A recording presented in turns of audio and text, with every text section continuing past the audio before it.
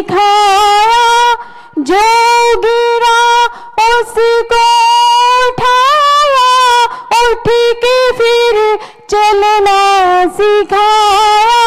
विषयों से तुम हो विरत, धर्म में हो अनवरत, तुम मेरे भगवान। हे सुधा सागर गुरु, ज्ञान के गागर गुरु, तुम मेरे भगवान। बैठते महावीर लगते हो खड़े बाहुबली के सम, कुंद कुंद से गुरु चले, देख कर रखते कदम। हे मेरे योगी गुरु, हे मेरे त्यागी गुरु, तुम मेरे भगवान। हे सुधा सागर गुरु, ज्ञान के गागर गुरु, तुम मेरे भगवान, तुम मेरे भगवान। नमोस्तु गुरुदेव, नमोस्तु गुरुदेव, नमोस्तु गुरुदेव। बहुत सुंदर मंगलाचरण आज का। और मैं सभी से निवेदन करना चाहूँगा, पुरुष की तरफ बैठे और महिलाओं की तरफ, गुरुदेव से निवेदन अपनी अमृत वाणी से हमें मुखारबिंद करें। नमोस्तु गुरुदेव। जय श्री ओम नमः सिद्धेभ्यः, जय श्री ओम नमः सिद्धेभ्यः। सर्वमंगलमांगल्यं सर्वकल्याणकारकं, प्रधानं सर्वधर्माणां, जैनं जयतु शासनम्। पंच परमेष्ठी भगवान की, आचार्य श्री गुरुवर कुंद कुंद महाराज की, आचार्य श्री गुरुवर विद्यासागर महाराज की।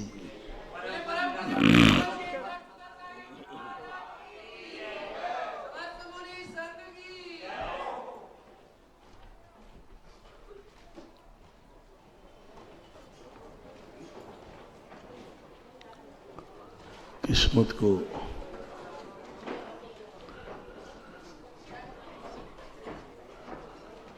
बदलना पड़ेगा, क्योंकि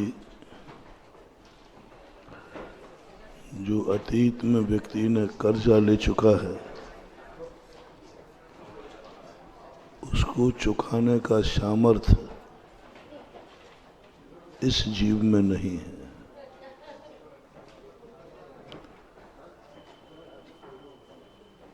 कुछ ऐसी स्थितियां हैं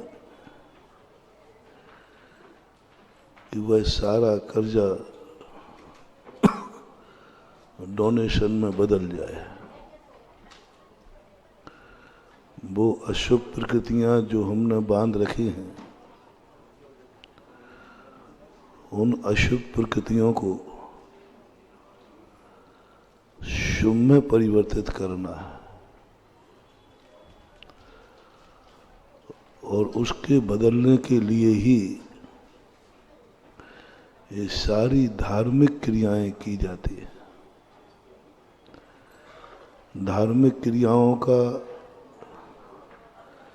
से हमें कुछ लाभ होवे या न होवे, लेकिन हमारे अतीत के कर्मों का, अतीत के कर्जे का माफीनामा जरूर हो जाता है।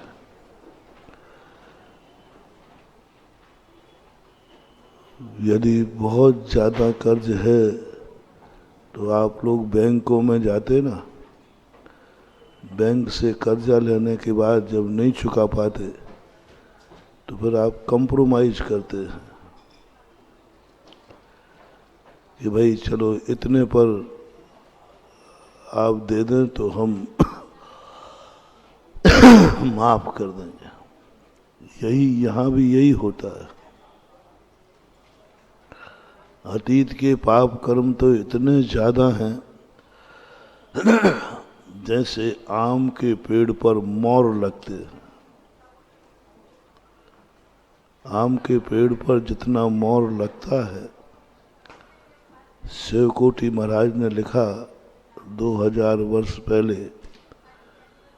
कि यदि पूरे आम का मोर फल के रूप में परिणत हो जाए तो आम का पेड़ ही टूट जाएगा। कितना मोर लगता है, बहुत मोर, पूरा फल नहीं सकता, पेड़ ही सहन नहीं कर पाएगा, पेड़ ही समाप्त हो जाएगा। ऐसा ही अपनी जिंदगी जो है, इतने पाप किए कि वे सारे उदय में आ जाए तो हम जिंदा ही नहीं रह पाएंगे। पूरे कर्म जितने किए हैं पूरे उदय में आ जाएं तो हम जिंदा ही नहीं रह पाएंगे, क्योंकि कर्म ही इतने विचित्र किए। लेकिन कुदरत जब इतनी फूल देती है तो पेड़ की भी रक्षा करती है। उन दुनिया के और फूलों में नहीं, और फूल जितने फलते हैं फूलते हैं उतने प्रायः फल बन जाते हैं। आम का पेड़ हो और भी फूल हो, आपने देखा बहुत कम फूल फलने के पहले टूटते हैं। कोई तोड़ देवे, धक्का लग जाए, नेचुरल रूप से नहीं गिरते। जितने भी फूल हैं दुनिया में प्रायः 90% फल रूप परिणत होते हैं। 90% फल बन जाते हैं, 10% भी वो किसी कारण से टूटते हैं, क्योंकि उनमें जितने फूल हैं सीमित फूल आते हैं। हर पेड़ के फूल गिने जा सकते हैं, उतनी उसकी शक्ति है। कुछ जीव होते हैं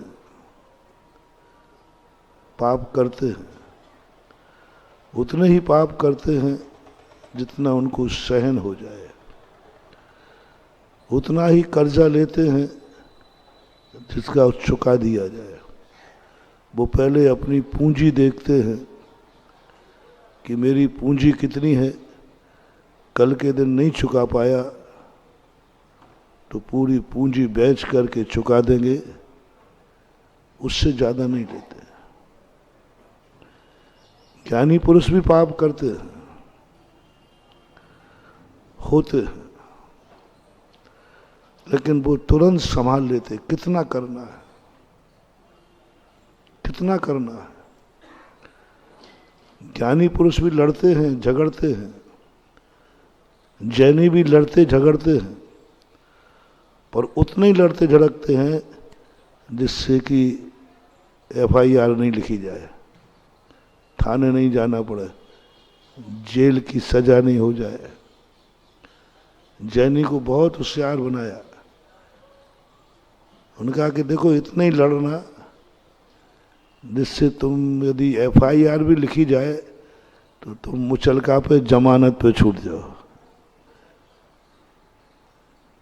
ऐसा पाप मत करना कि जिसकी जमानत ही नहीं हो। ये जैनी को सिखाया गया। लड़ता है जैनी, गुस्सा आता है, लेकिन बस जैसे ही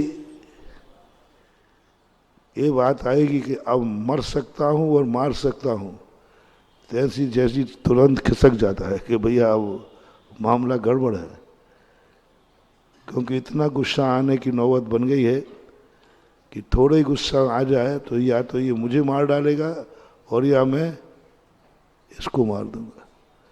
जैनी तुरंत इस सीमा पर पहुंचते वो तुरंत भाग लेगा, नहीं भागेगा तो कोई बीच में आ जाएगा, वो भगा लेगा। नहीं भाई, नहीं नहीं, झगड़ा तो करना है, लेकिन इतना झगड़ा नहीं जिसमें जेल हो जाए। सम्यक दृष्टि खूब करते झगड़े, झूठ भी बोलते, पाप भी करते, चोरी भी करते, सब करते। बस वो इतना ध्यान रखते हैं कि हमारी स्थिति थाने तक रहे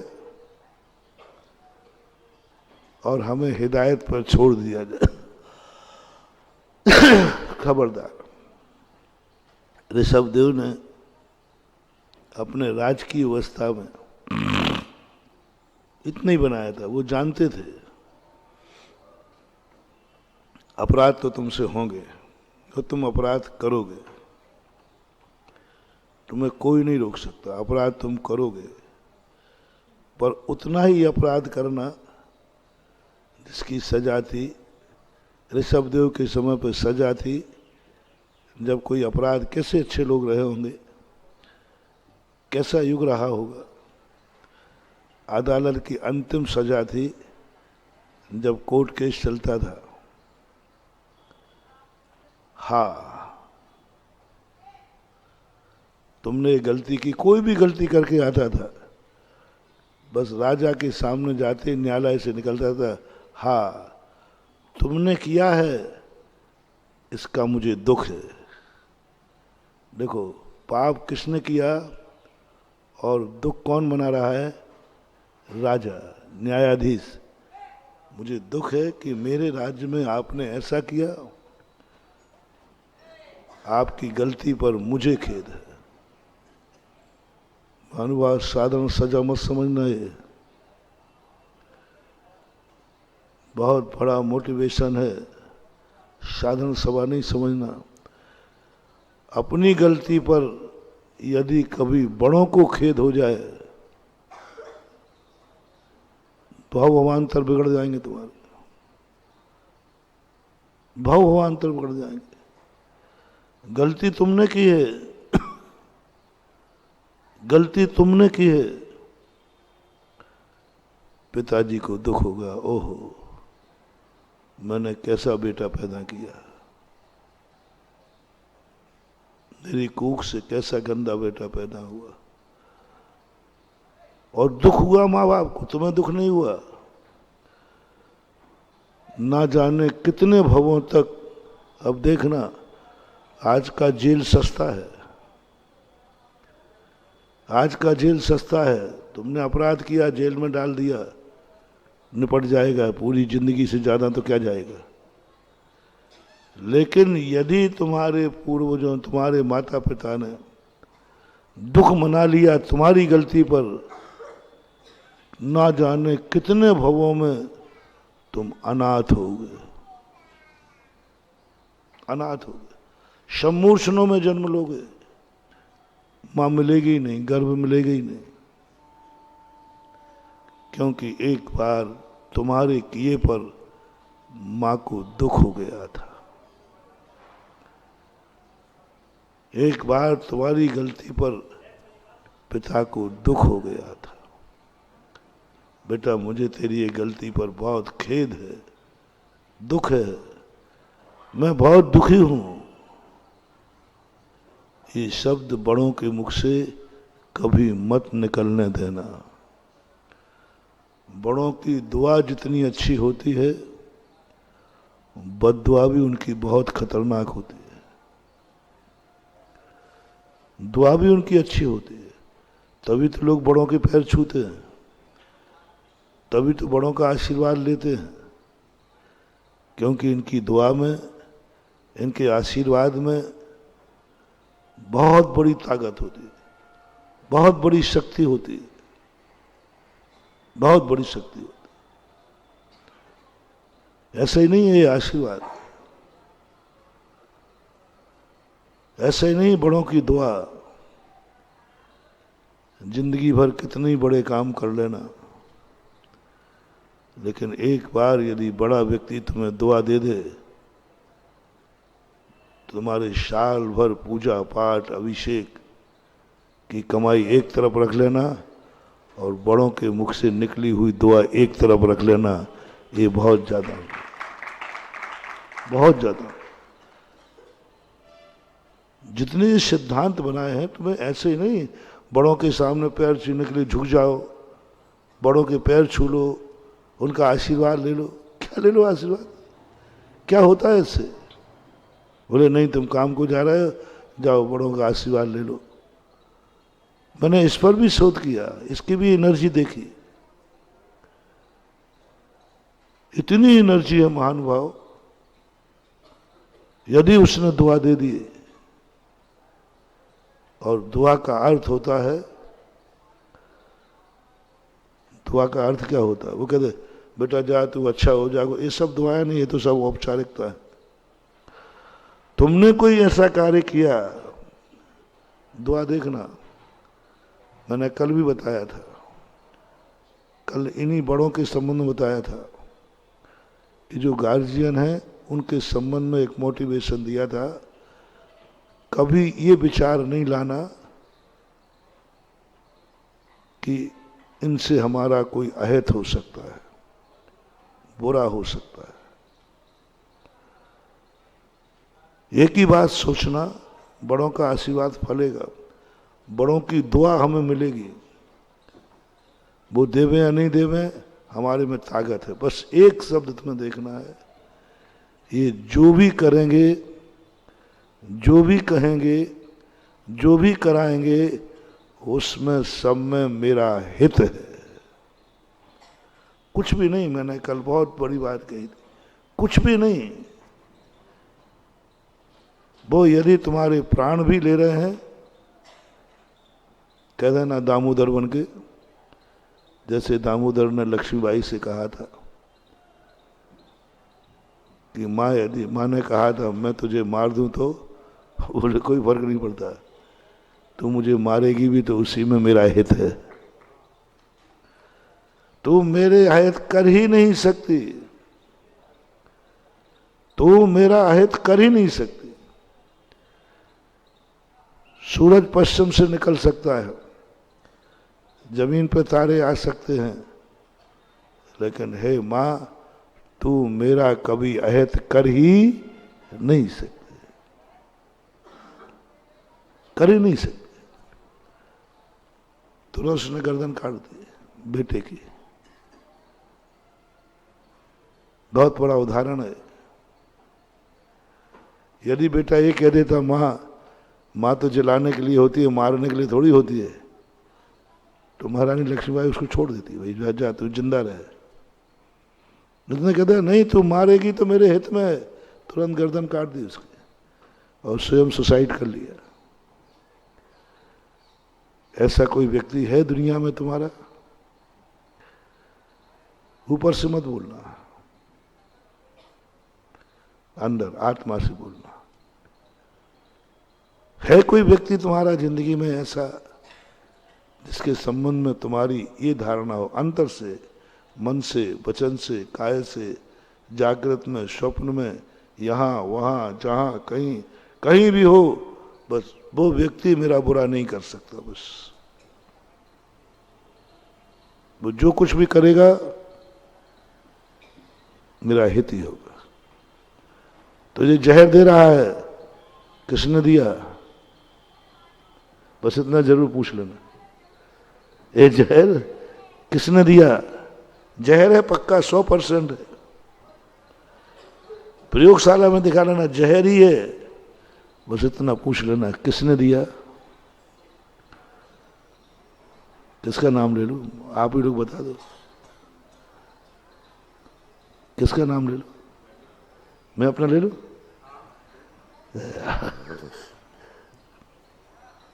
क्या आनंद की चीज है हमारे। कहा हम एक दुनिया में एक व्यक्ति नहीं है मेरा विश्वसनीय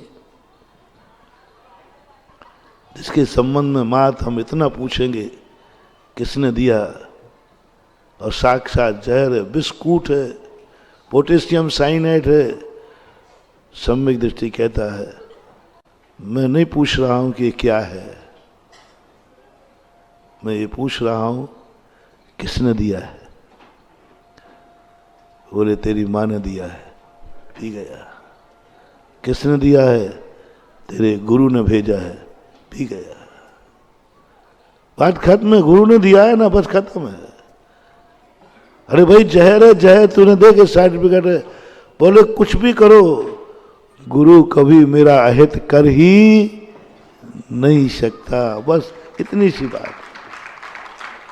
वो कर ही नहीं सकता, सवाल ही नहीं। भाई जहर है, तू समझ बात को। नमोकार मंत्र से भी ज्यादा ताकत है इस शब्द में, नमोकार मंत्र से भी ज्यादा ताकत है। वो नाग के हार की कथा आती ना, मनोवती की, उसके पति पर बहुत विश्वास था, भारतीय नारी थी, पतियों के प्रति अटूट श्रद्धा होती है। जन्मदिन था, पति के मन में खोट थी, उसकी माँ ने उसको गलत साबित कर दिया था, भर दिया उसने माँ को। पूरी कहानी नहीं सुना रहा हूं, पर मनोवती कहती है, उसने लगे कहा, देख मैं आज तुझे जन्मदिन पर रत्नों का हार लाया।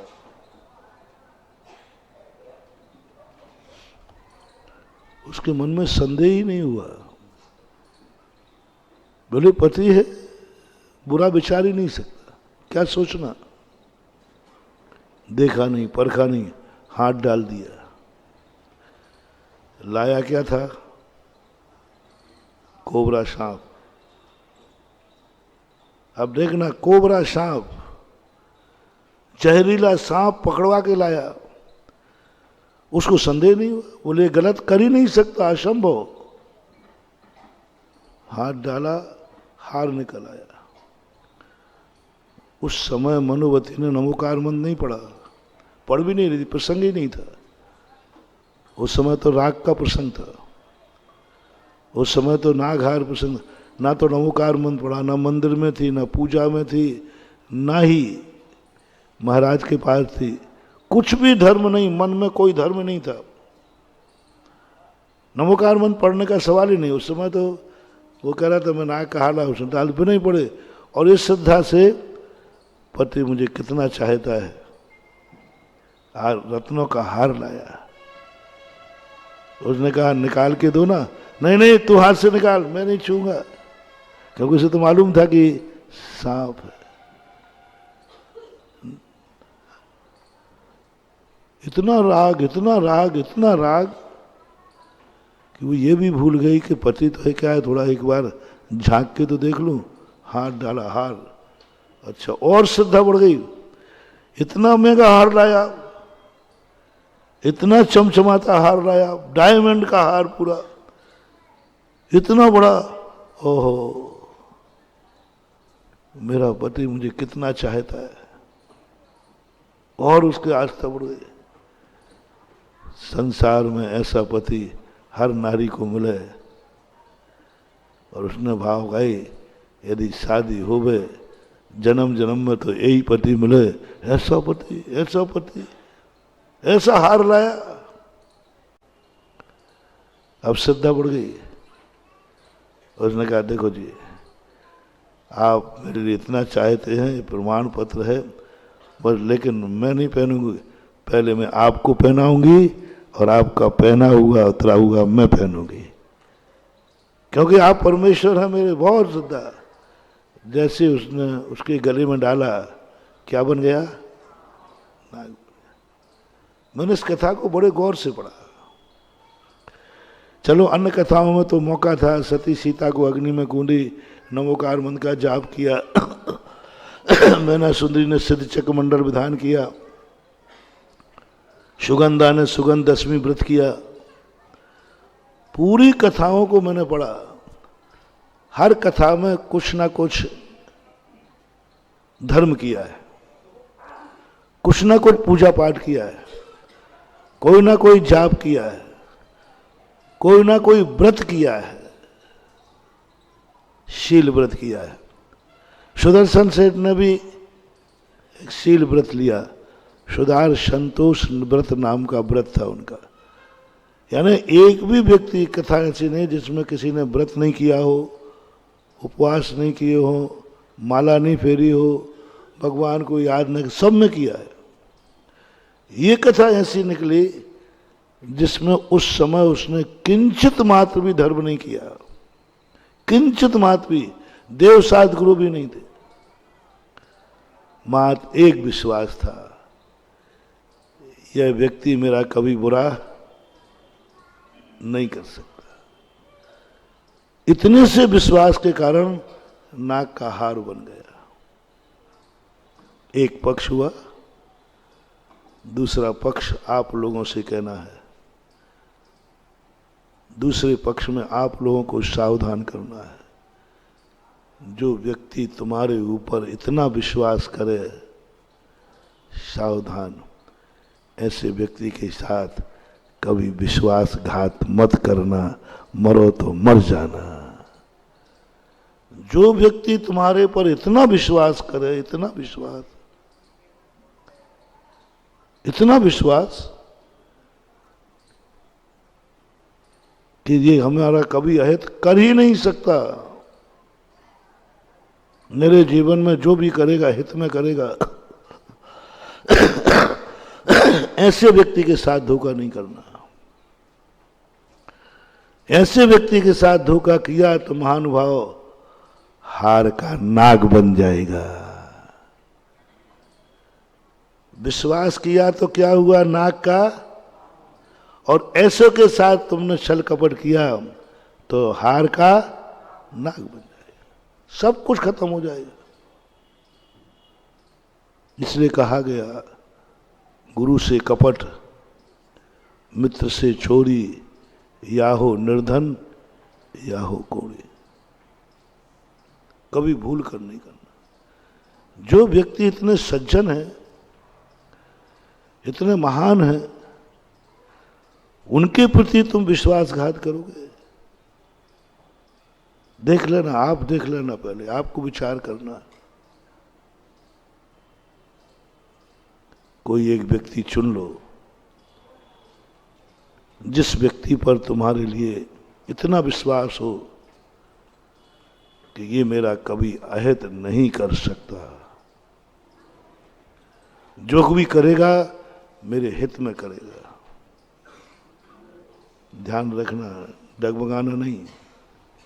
परीक्षा होगी, परीक्षा होगी। वो व्यक्ति तुम्हारे साथ कभी ऐसा दुर्व्यवहार कर सकता है, कोई आके तुमसे कह सकता है कि हड़े में हाथ मत डालना, ये सांप लाया है। उससे तो किसी ने कहा नहीं था। मान लो तुमसे कह देवे कि मालूम है महाराज जी ने हमसे एक सांप पकड़वाया था, सांप पकड़वाया था और इसी घड़े में रखवाया है। और आज उन्होंने कहा है, आज जो जो सभा में आएंगे सभी लोगों को इसमें हाथ डाल करके रत्न उठाना है, रत्न। हाँ। और वो सपेर आके तुमसे कह गया, सांप है इसमें, हाथ मत डाल देना। पक्का मैं नहीं रखा है। तो बोलो अब क्या होगा? बोलो चौलेश्वर वाली पार्टी। सांप पक्का है, वो भी तुम्हारे चौलेश्वर की पहाड़ी का है। चौलेश्वर की पहाड़ी के सांप बड़े खतरनाक हैं। हाँ, पहाड़ी ऐसा हो, या तो निकले नहीं, निकले तो सीधा। ऐसा नाग भराया है। और उसके लिए, और तुम्हें सूचना पक्की है। और गुरु ने कहा जितने लोग प्रवचन सभा में हैं सभी लोग एक साथ इसमें हाथ डालो। अब तुम क्या करोगे? गड़बड़ मत करना। देखो परीक्षा तो परीक्षा ही है, और बोर्ड की परीक्षा है। बोर्ड में तो कैसे ही प्रश्न आ सकता है। मालूम चलने पर, मालूम चल गया है सांप है, पर गुरु ने कहा है क्या परिणाम उठेंगे। वो तुम्हें किस्मत बदलने का सूत्र दे रहा हूं। कैसे बदली जाती है किस्मत, कैसे बदलती है किस्मत, कैसे बदलते हैं नाक के हार, कैसे बनते हैं कांटे फूल, कैसे बदलती है पापी किस्मत पुण्य में, कैसे बदलते हैं बुरे दिन से अच्छे दिन। आप सम्यक दृष्टि होगे। यदि आपको वो विश्वास गुरु के ऊपर है, मेरा गुरु कभी मेरा अहित कर ही नहीं सकता, बस एक पॉइंट, कर ही नहीं सकता। नहीं साहब देखो, ये महाराज जी भी आजकल पंचम काल के पंचम काल के हैं, क्या पता कोई बुरी नियत आ जाए, किसी के भड़कावे में आ जाए, कुछ हो जाए। भाई देखो, तुम जानो तुम्हारा काम जाने। मेरा गुरु कभी मेरा अहित कर ही नहीं सकता, बात खत्म है। करने का सवाल ही नहीं उठता।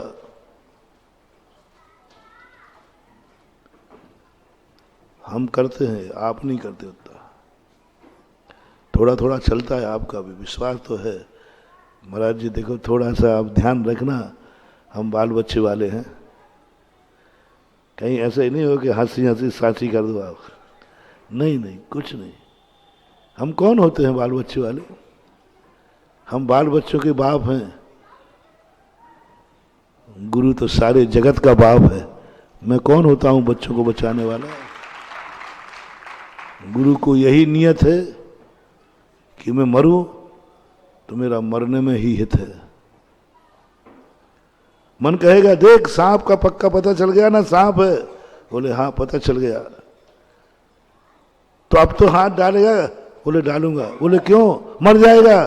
बोले हो सकता है मरना पड़े, लेकिन मुझे विश्वास है कि मैं सांप के कांटे से मरूंगा, इसी में मेरा हित है, क्योंकि गुरु ने कहा है। बस खत्म। यहां तक लेकर के मन कहेगा देख कभी नाक के हार होते हैं क्या? बोले नहीं, मरना निश्चित है, लेकिन मेरा मरने में हित है, क्योंकि गुरु ने कहा है। बस आगे कुछ नहीं करना, कुछ नहीं करना। आप लोग वही भोजन करते हो,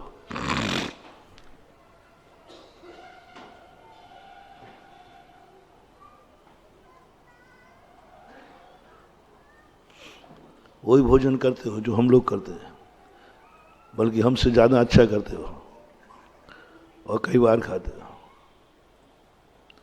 वही भोजन तुम्हारे लिए विशुद्धि का कारण क्यों नहीं बनता? वही भोजन तुम्हारे लिए चमत्कारी क्यों नहीं होता? अगर हमारे लिए चमत्कारी होता है, मात्र एक ताकत है। महावीर स्वामी ने कहा कहाँ जा रहे हो? आहार के लिए। किसके यहाँ जाओगे? भारत का एक दर्शन है जिसने कहा किसके यहाँ आहार लोगे। संसार में कोई भी दर्शन नहीं है जिसने साधु से कहा हो जहां आहार मिले वहां से ले लेना, जो देवे उससे ले लेना। हर संप्रदाय में कोई भी आप लेके चले जाना, वो ले लेंगे, होटल से ले लेंगे। किसी से उनको कोई मतलब नहीं, उनको मतलब है भोजन से। मुझे भोजन मिलना चाहिए, आप देंगे, ले लेंगे, कुछ नहीं पूछेंगे। आंगाड़ी पिछाड़ी किसी भी दर्शन में नहीं है। माध दिगंबर एक जैन धर्म है जो आहार लेने के पहले पूछता है किसके आहार लोगे, कैसा आहार लोगे, कैसे आहार लोगे, किसके हाथ लोगे, किसके हाथ से लोगे। और ये इतना नाटक मैंने जब शुरू में पढ़ा, मैंने कि भगवान 2-4 रोटियां खाने हैं उसी में, और 24 घंटे में एक बार खाना है, उससे तो 7 से खाना तो कम से कम। अरे कहीं से मिले, पेट ही तो भरना है। पहली बात तो एक टाइम कर दिया, 2 महावीर ने नियम रहे एक टाइम खाएगा, जी साहब खा लूंगा, कम से कम अब तो शांति से खाने दो, भोजन जहां मिल जाएगा कर लूंगा, शाकाहार कर लूंगा। उन्होंने कहा नहीं, 46 दोष टाल कर करना है। मैंने हर दर्शनकार की चर्या पढ़ी आहार की, कोई चर्चा ही नहीं है कैसा आहार लेना। 46 दोष, 32 ग्रास 32 अंतरा है। इतनी शर्तें लगाई, इतनी शर्तें लगाई, वो तो पता नहीं कितना पुण्य किया है कि खा के आ जाता। बाकी महावीर ने तो ऐसी व्यवस्था की थी, बेटा तू खा ही नहीं सकता, इतनी शर्तें लगाई, लेकिन इतनी शर्तों के पार भी आहार ले रहा हो और हो रहा है। इतनी महावीर जैसे कि शर्त लगने के बाद कोई भोजन करने में अरे राम राम राम राम राम, बहुत नाटक है बहुत। लेकिन उसके बावजूद भी साधुओं के आहार अच्छे होते हैं कि नहीं होते? हो ही रहे। तुम्हारे लिए कितना, एक गिलास यहां से उठा के यहां रखना है, कितनी कठिन परीक्षा। आप किसी दुनिया के साधु के पास चले जाना, कुछ नहीं पूछेगा, आप रोटी दो, सीधा दो, वो रख लेना। तुम शाकाहारी हो, मांसाहारी हो, तुम कौन हो, कैसे हो, कुछ नहीं लेना देना, तुम तो दे दो बस। अब जैन साधु को देखो, देखे आहार, कितनी व्यवस्था है। महावीर स्वामी ने कहा देख कहां जा रहा है, किसके यहां जाएगा? अरे इससे क्या भूख लगी, रोटी खाने जा रहा हूं, जहां मिलेगा वहां गले नहीं। शुकुल कौन है? जिसके ऊपर तुझे इतना विश्वास हो कि ये कभी गलत आहार नहीं दे सकता। कैसे देगा? मैं जांच परख करूंगा, मैं मेडिकल टेस्ट कराऊंगा, मेरे पास डॉक्टर बहुत हैं। बोले नहीं, नियम करो। गजब, मैंने इसका एनर्जी देखी, आहार की एनर्जी, आहार की एनर्जी देखी, लेते समय, देते समय नहीं। तुम्हारा भी चमत्कार बता रहा हूं, अभी मेरा चमत्कार बताऊं, कैसे रूखा सूखा भोजन अमृत बन जाता है, कैसे एक टाइम का भोजन 24 घंटे की जिंदगी चला लेता है, कैसे अंतराय में भी हम लोग जीवित रह जाते हैं। मार्शल्लाह देखना, इतनी शर्तें लगाई, शुद्ध भोजन करना है, ऐसा करना है, वैसा करना है, तो उद्दिष्ट त्याग और गजब के नियम। तो फिर ठीक है, मैं निमित्त ज्ञान से जानूंगा, अवधि ज्ञान। नियम करो, पहले चौके में जाओगे, अवधि ज्ञान नहीं लगाओगे। और अवधि ज्ञान है, हमें नहीं है, मतलब बड़े महाराजों को, उनको अवधि ज्ञान है। वो 1 मिनट अवधि ज्ञान से जान सकते हैं कि तुम्हारा चौका शुद्ध है कि अशुद्ध है। मेरे आने के पहले तुमने शुद्धि में बनाया कि अशुद्धि बनाया, अवधि ज्ञान सब देख लेगा, सब देख लेगा। और अवधि ज्ञान से देख लूंगा कि तुम्हारे किस भोजन में बाल चंदे के नहीं है। Take to order. आहार के संबंध में तुम अवधि ज्ञान नहीं लगाओगे। तो शब्दों को अवधि ज्ञान था, अवधि ज्ञान से जान लेते कि मुझे 7 महीने 8 दिन आहार नहीं मिलना है, जान सकते थे, अवधि ज्ञानी थे, मना पर्याय ज्ञानी थे। जान सकते थे कि जनता में कोई नवदा भक्ति नहीं जानती है, क्यों प्रतिदिन निकलते थे। पहले दिन हमने जब पढ़ा महापुराण को शुरू में, मैंने कहा भगवान ये नाटक करने की जरूरत नहीं थी। आप आज अयोध्या में जा रहे हैं, कल वहां जा रहे हैं, पर घूमते रहे, सबको परेशान करना व्यर्थ में। हाँ, लेना देना, जिस नगर में जाए खाली लौट के आ जाए, नगर बेचारा रोते रह जाए। ये नाटक करना आपको ठीक नहीं लगता। आप अवधि ज्ञानी थे, आपको तुरंत अवधि ज्ञान लगाना था कि मुझे 7 महीने 8वें दिन आहार मिलेगा और सीधा हस्तिनापुर में मिलेगा। राजा सिजांश क्या मिले था, झगड़ा डंडा खत्म। आपको कौन से जंगल में बैठे रहते, मरना जुड़ना तो आपको है नहीं, गर्मी आपको चढ़नी नहीं। क्यों क्यों इतना परेशान करते हैं? बहुत बड़ी बात। वैराग्य में अभी अवधि ज्ञान नहीं लगाना। किसी कार्य करने के पहले अवधि ज्ञान नहीं लगाना। हो तो भी इसका फल क्या होगा? अच्छे कार्य करने के लिए कभी निमित्त ज्ञान मत लगाना। मैंने आपको मालूम कुछ दिन पहले प्रवचन दिया था, कभी किसी अच्छे कार्य करने के पहले आप ये मत सोचना कि इसका फल क्या होगा, क्या मिलेगा। किसी ज्योतिष से मत पूछना, भगवान भरोसे मत करना, किस्मत के भरोसे मत करना। मैं किस्मत में देखूं मेरे हाथ में लकीर है कि नहीं, नहीं, कुछ नहीं। अवधि ज्ञान हो तो भी मत लगाना। पढ़ने बैठो, ये मत सोचो कि मैं पास होऊंगा कि फेल। पढ़ो, अवधि ज्ञान है, मैं लगाता हूं कि फेल होऊंगा कि पास। नहीं लगाना, पढ़ाई करो, पढ़ाई करो। मैं शिखर जी जा रहा हूं, अवधि ज्ञान लगा लूं, मेरी शिखर जी की वंदना हो पाएगी कि नहीं हो पाएगी, वहां पहुंच पाऊंगा, नहीं लगाना, आगे बढ़ो। अरे अवधि ज्ञान लगा दूं कि रास्ते में एक्सीडेंट होगा कि नहीं, बोले नहीं लगाना, बढ़ो आगे,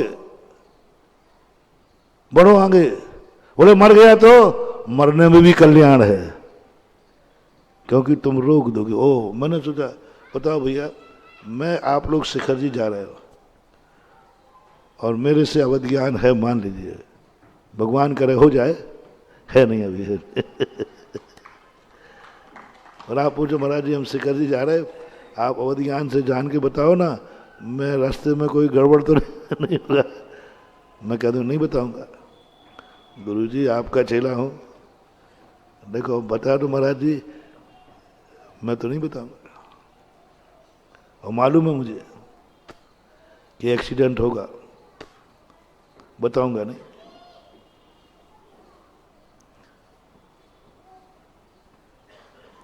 बताऊंगा नहीं। अब महाराज जी देखो ये बात तो आज की अच्छी नहीं है, आपका चेला हूं, आपको बताना नहीं, बताऊंगा। भगवान ने कहा कि बताना मत बेटा। बोले क्यों? क्यों? क्यों? तो यात्रा कैंसिल कर देगा। बोलो क्या होगा? यदि मैंने कहा भाई तू जा रहा है, वहाँ पहुँच ही नहीं पाएगा, एक्सीडेंट हो जाएगा और कुछ गड़बड़ भी हो सकता है, तो बोलो अब यात्रा तुम चालू रखोगे कि कैंसिल करोगे? यदि तुम ये कह दो कि हाँ महाराज आप तो कुछ भी बता दो, यात्रा को तो जाना है तो मैं तो जाऊंगा, बोलो यात्रा रहेगी या बंद हो जाएगी? जल्दी बोलो ना,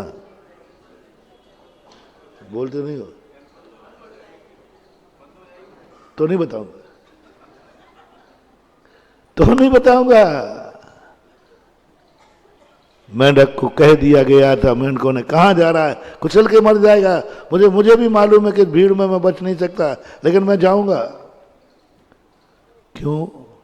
इसलिए नहीं बताएंगे कि शिखर जी में जाने के बाद तू रास्ते में भी मरेगा तो वही फल पाएगा जो शिखर जी की वंदना का है। और बता दे तू कैंसिल कर देगा, यानी धर्म छूट जाएगा। जो तेरा कल्याण होने वाला था, जो तेरा हित होने वाला था, शिखर जी की वंदना मिलने वाली थी, यहाँ को छोड़कर देव बनने वाला था, वो मेरे कहने पर रुक गया। अब पता नहीं कहाँ मरेगा, पता नहीं कैसे मरेगा, एक्सीडेंट तो होना ही है, एक्सीडेंट तो होना ही है। अच्छा है सब भावना भाव, यदि मेरा एक्सीडेंट से ही मौत है तो उस समय हो जब मैं सम्मेद शिखर की वंदना करने जा रहा हूं, जब मैं गुरु के दर्शन करने जा रहा हूं, लेकिन नहीं कर पाओगे। तो वो कारण अब भगवान ने सब देव ने क्यों नहीं किया ऐसा? अब तो नीति समझ में आ गई। अच्छे कार्यों में भाग्य भरोसे नहीं, हाथ की रेखाएं दिखा के काम मत करो, चलो बढ़ो, आगे बढ़ो, काम करो। हार हो या जीत रहो तैयार, हार हो या जीत रहो तैयार रहो। जीतने के लिए नहीं, जीतने के लिए चुनाव में मत उतरो। चाहे हार हो चाहे जीत हो, मैं तैयारी करूंगा, इंटरव्यू दूंगा, पास हो या फेल हो। इसलिए मुनि महाराज को कह दिया अवध ज्ञान नहीं लगाओगे। क्यों नहीं लगाओ? इन श्रावकों का क्या भरोसा? गलत आहार दे दें तो, अशुद्ध आहार दे दें तो, ये झूठ बोल रहे हो तो? बोलो तुम लोग झूठे हो के नहीं, गड़बड़ मत करना। और मैंने 50 बार पकड़ा है, तुम पूरा 100% झूठ, कम से कम चौके में तो बोलते ही हो। अब ऐसा कुछ दिख जाए हमें ऐसा देख, अभी वो भाई देखे ही नहीं, वो नहीं नहीं महाराज वो तो छुआ है, छुआ छुआ। अरे तूने देखा तो है ही नहीं, और क्या कर रहे? नहीं महाराज वो छुआ, अरे देखो तो सही क्या है वो, त्रिला आ जा ना त्रिला। नहीं नहीं वो महाराज जी वो जीरा है, जीरा जीरा। अरे भाई तूने देखा ही नहीं जीरा, कहीं नहीं वो तो है। चौके में तुम्हारे 100% झूठ बोलने के चांस है, 100%। मुझे मालूम है तुम्हारी पाखंडी मन शुद्धि वचन शुद्धि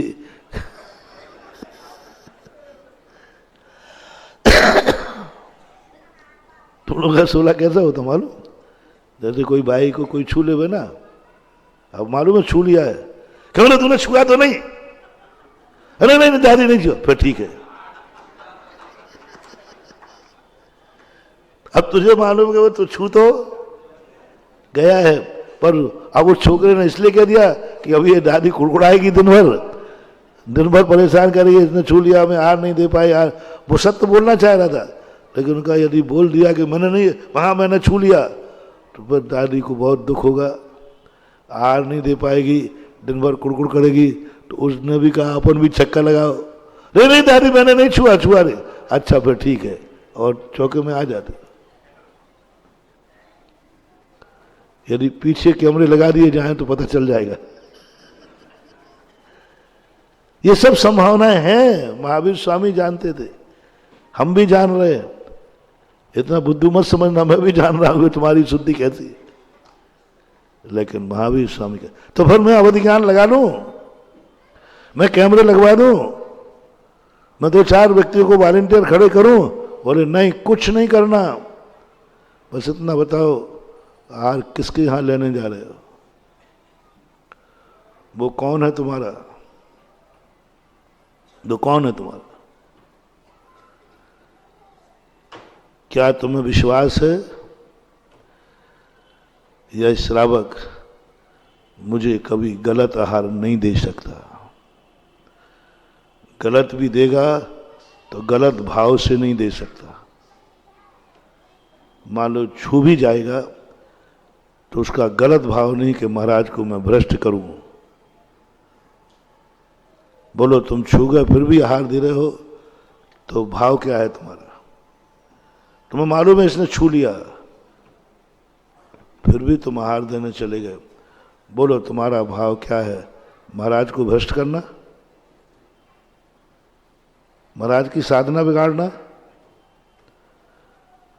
तुम्हारा भाव ये है, अब थोड़े छू गए तो छू गए, इतने पाप करते एक और झूठ बोल देंगे, कम से कम आहार देने तो मिल जाए। तुम्हें किंचित मात्र भी महाराज के प्रति बुरा भाव नहीं है, किंचित मात्र भी। हाँ महाराज को भ्रष्ट करना है, हम ऐसा गलत आहार देंगे, ऐसा भाव सर। ऐसा श्रावक बताओ जो मन शुद्धि वचन शुद्धि काय शुद्धि आहार जल शुद्ध बोलेगा, तुम मानोगे जो बोला है वही सत्य है। संदेह भी मत करना, विकल्प भी मत लाना, अवधि ज्ञान भी नहीं लगाना।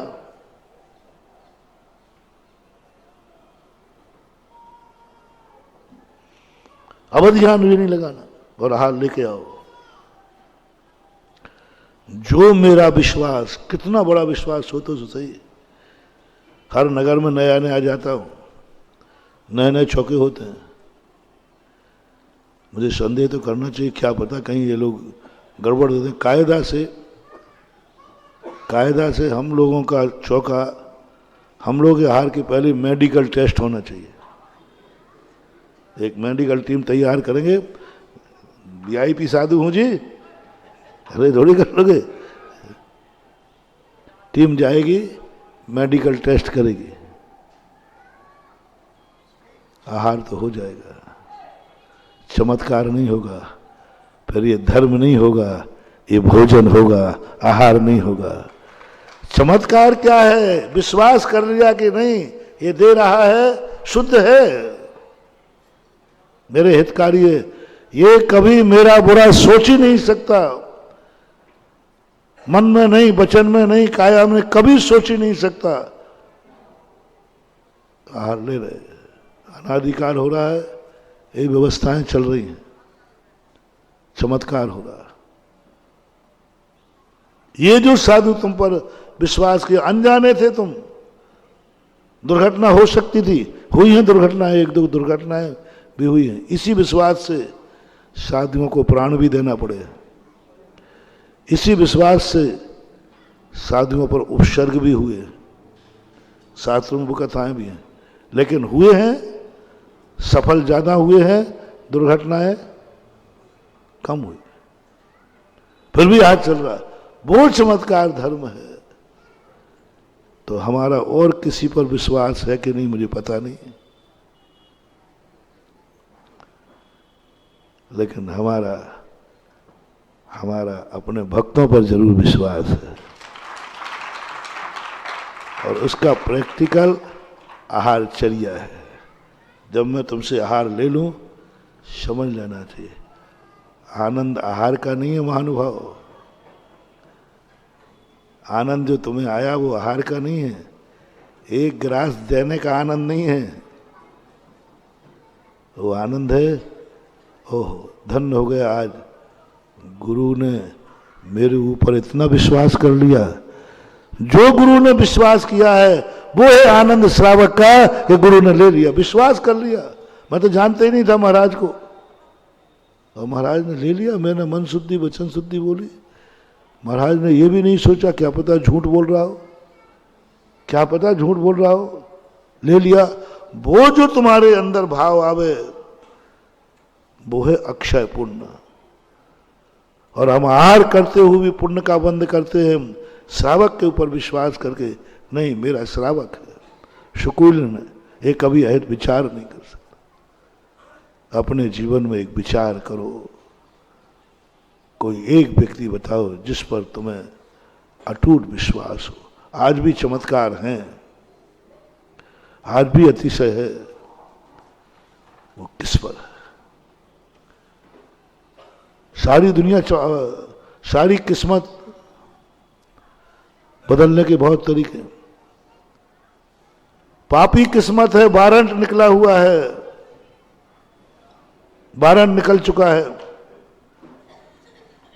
ऐसा पापी है जिसके मौत के अलावा कोई सजा नहीं, वारंट निकल गया, जहां मिले जैसे मिले शूट कर दो, जिंदा पकड़ में नहीं आ रहा है। तो अंत में कोर्ट कहती है जाओ जैसे बने शूट कर दो। अदालत में केस चले बिना किसी को मारने का अधिकार दे दिया जाए, इससे बराबर है कि वो कितना बड़ा पापी है, कितना बड़ा पापी। देखते ही मार दो उसको, कोई अदालत में लाने की जरूरत नहीं, कोई थाने के लाने की जरूरत। सबसे बड़ा खूंखार पापी है वो, जिसका देखते ही मारने की सूट, जिस पर पकड़ने का इनाम का सब कुछ है, ऐसे व्यक्ति की भी किस्मत बदल दूंगा। जैन धर्म ऐसे की किस्मत बदल जाएगी, जिस पर कोर्ट से चारों तरफ सेना ढूंढ रही है मारने के लिए, जहां दिखे गोली से भून डालो। ऐसी बदकिस्मती, ऐसा बद वारंट निकल चुका है। उसकी भी किस्मत बदली जा सकेगी। बस इतना सा सोचा। अंजन चोर ऐसा ही बदकिस्मती था। राजा ने घोषणा कर दी, जैसा मिले, जिस हालत में मिले, मार डालो।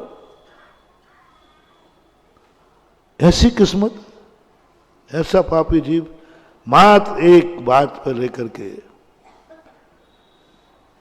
एक बात, बस इतनी सी बात, सेठ जी का वचन मेरा अहित नहीं कर सकता, ये नमोकार मंत्र मेरा अहित नहीं करेगा। सेठ जी ने जो कहा है, उसने सेठ जी को परख लिया। सेठ जी बदमाश नहीं है, सेठ जी छली कपटी नहीं है, सेठ जी मेरा बुरा नहीं सोच सकते। बस उन्होंने कहा, सेठ जी लाओ मंत्र। नमोकार मंत्र तुम्हें किसने दिया? बोले मेरे गुरु ने दिया। क्या वे गुरु कैसे हैं? क्या तुम्हारा कभी अहित कर सकते? नहीं भैया, स्वयं स्वप्न में भी नहीं। आकाश के तारे जमीन पे आ सकते, मेरा गुरु कभी मेरा अहित नहीं कर सकता। उस गुरु ने दिया है। बस अंजन चोर कहता है, देखना किस्मत बदलती है, कहां बारन, कहां मौत, कहां सजा। उसने कहा, नमोकार मंत्र कभी अहित नहीं कर सकता, सेठ जी ने कहा है।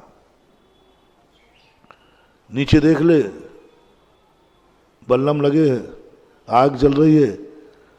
बोले मरूंगा तो भी हित ही होगा।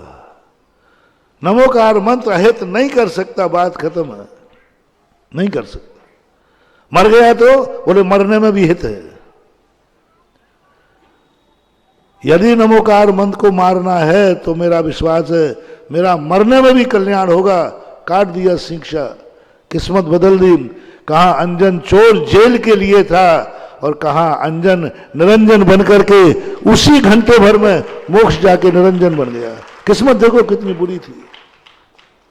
जेल में सड़ता, फांसी पे लटका दे, क्या करते पता नहीं। इतना अपराधी, खूंखार अपराध था उसका।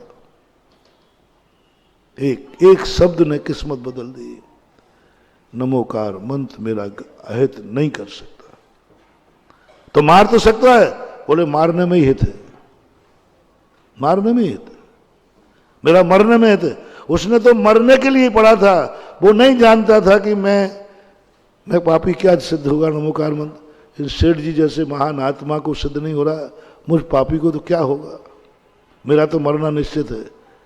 लेकिन उसने कहा नमोकार मंत्र पढ़ते मरूंगा तो मरने में ही हित है। बस इतनी सी बात थी, पूरी किस्मत बदल डाली। क्या लिखा था किस्मत में, क्या हो गया। एक मार शब्द, ये मेरा अहित नहीं कर सकता। वो कौन है तुम्हारा, आप सबसे पूछता हूं। अंजन चोर का उदाहरण दे दिया, मनोवती का उदाहरण दे दिया। तुम्हारा बता दो कौन है, जिस पर तुम कह सकते हो ये व्यक्ति मेरा अहित नहीं कर सकता।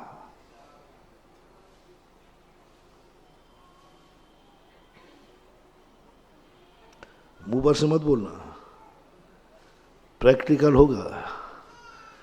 मैं अभी यहां फांसी के फंदे लटकवाऊंगा और कहूंगा लटक भाई। अध्यक्ष से ही शुरू करूंगा। महाराज जी देखो, आप गड़बड़ मत करो, इसलिए मैं थोड़ा लेट आता हूं और जल्दी चला जाता हूं।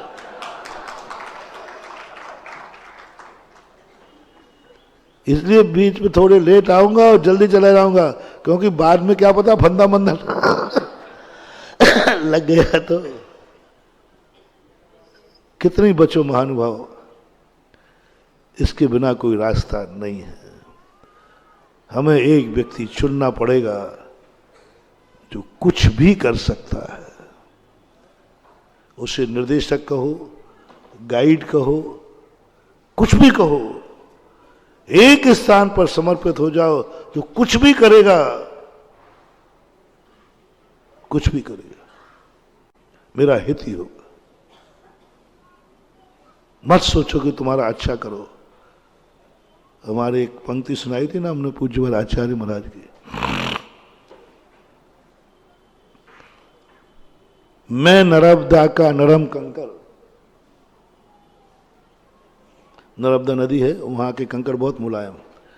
मैं नर्मदा का नरम कंकर, लो तुम्हारे चरणों में आ पड़ा हूं।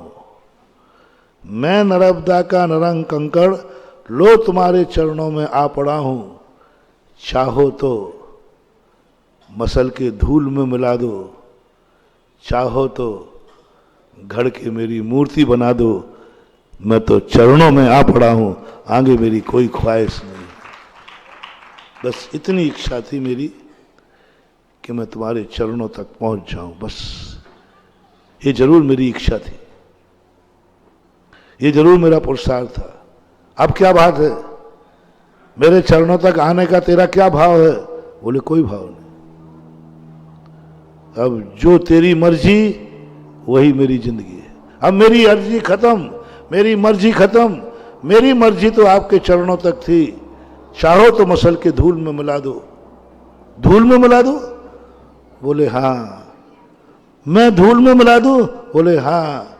इसमें भी तू खुश है? खुश हूं, क्योंकि आपके हाथ से ही मिलूंगा ना, आपके हाथ से मिलूंगा ना। और गुरु का हाथ, भगवान के हाथ से धूल में मिलना धूल नहीं कहलाती है, वही तो चूल कहलाती है, तिलक कहलाता है। गुलाल बन जाऊंगा आपके हाथ से। चाहो तो मसल के धूल मिला दो, चाहो तो गढ़ के, वो तेरी मर्जी, मेरी कोई मर्जी नहीं है।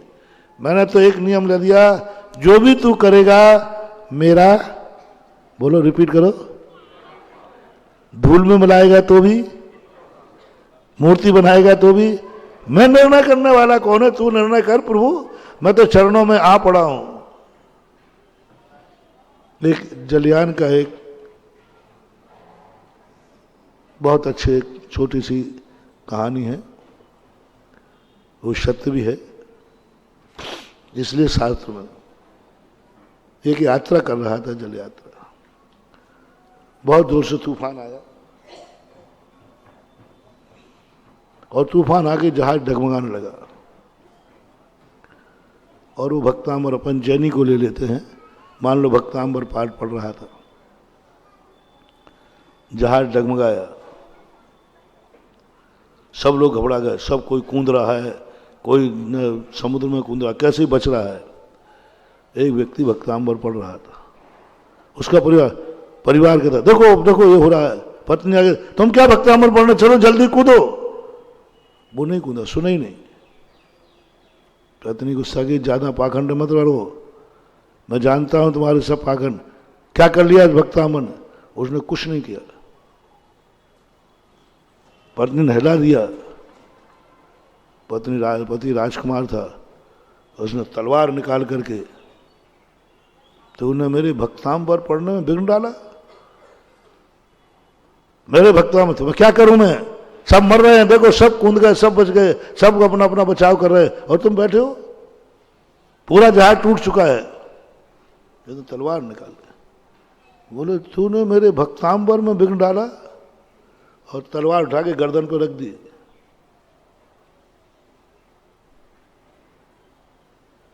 बहुत क्रोध में आके रखी, बहुत क्रोध में आके रखी। पत्नी हंस रही है, पत्नी हंस रही है, डरी नहीं वो, बचाव भी नहीं किया, डरी नहीं वो, बचाव भी नहीं किया, और हंस रही है।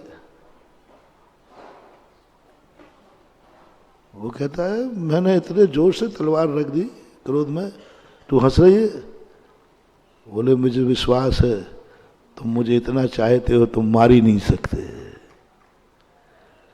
तुम मुझे इतना चाहते हो कि तुम मुझे मार ही नहीं सकते। बोले मैं संसारी प्राणी हूं, क्रोध में कुछ भी। बोले मुझे विश्वास है ना, बात खत्म है। मुझे विश्वास है तुम मुझे नहीं मार सकते, क्योंकि तुम मुझे बहुत चाहते हो। मैंने बहुत बार परीक्षाएं कर ली तुम्हारी, तुम मुझे नहीं मार सकते। तुम मेरे थोड़े से दुख में रो पड़ते हो, मेरे लिए तुम मरने मिटने को तैयार, तुम क्या मारोगे मुझे? हिम्मत हो तो मार के दिखाओ। देख पानी पे मत चढ़ा। बोले मैं तो पहले से कह रहा हूं मार के दिखाओ। मेरी आत्मा बोल रही है तुम मुझे नहीं मार सकते। तलवार नीचे रख दी उसने। बोले देख भाई, तू एक संसारी प्राणी, इस जन्म का प्राणी, वो भी तेरी आधी जिंदगी में आया हूं, पति तो हूं, मेरे ऊपर तेरा इतना विश्वास, मार ही नहीं सकते। बस बस बस बस, मेरे तो जन्म जन्म का संबंध है परमात्मा से। मैं भक्तांबर पढ़ रहा हूं, मैं आदिनाथ मार ही नहीं सकते, भक्तांबर मरने ही नहीं देगा। मेरा विश्वास है, तेरा विश्वास मेरे पर है, मेरा विश्वास भी किसी पर है। और मरेंगे भी तो, फिर भी मर गए तो बोले मेरा विश्वास है भक्तांबर पार पढ़ते हुए मरेंगे तो भी बेड़ा पार है, और जिंदा रहेंगे तो भी बेड़ा पार है। देखो हालत क्या हो रही, तुम्हारा इतना सा तख्ता बचा है। तो मैंने सोच लिया ना, यदि मरूंगा तो भक्तांबर पाठ पढ़ते हुए मरूंगा। मरना तो है ही, मरूंगा तो हित होगा, जिंदा रहूंगा तो हित होगा। बस ये आवाज उसकी थी, तूफान थम गया, जो कूद गए वे मर गए, और जो बैठे रहे वो सब बच गए, और ये आना गया। बात है किसने, तू जो करेगा वह हित में करेगा। जिंदगी में एक कोई व्यक्ति बनाओ, हित के लिए नहीं, अहित भी करे तो मंजूर है। तुम्हारी जिंदगी में है कोई एक आदमी?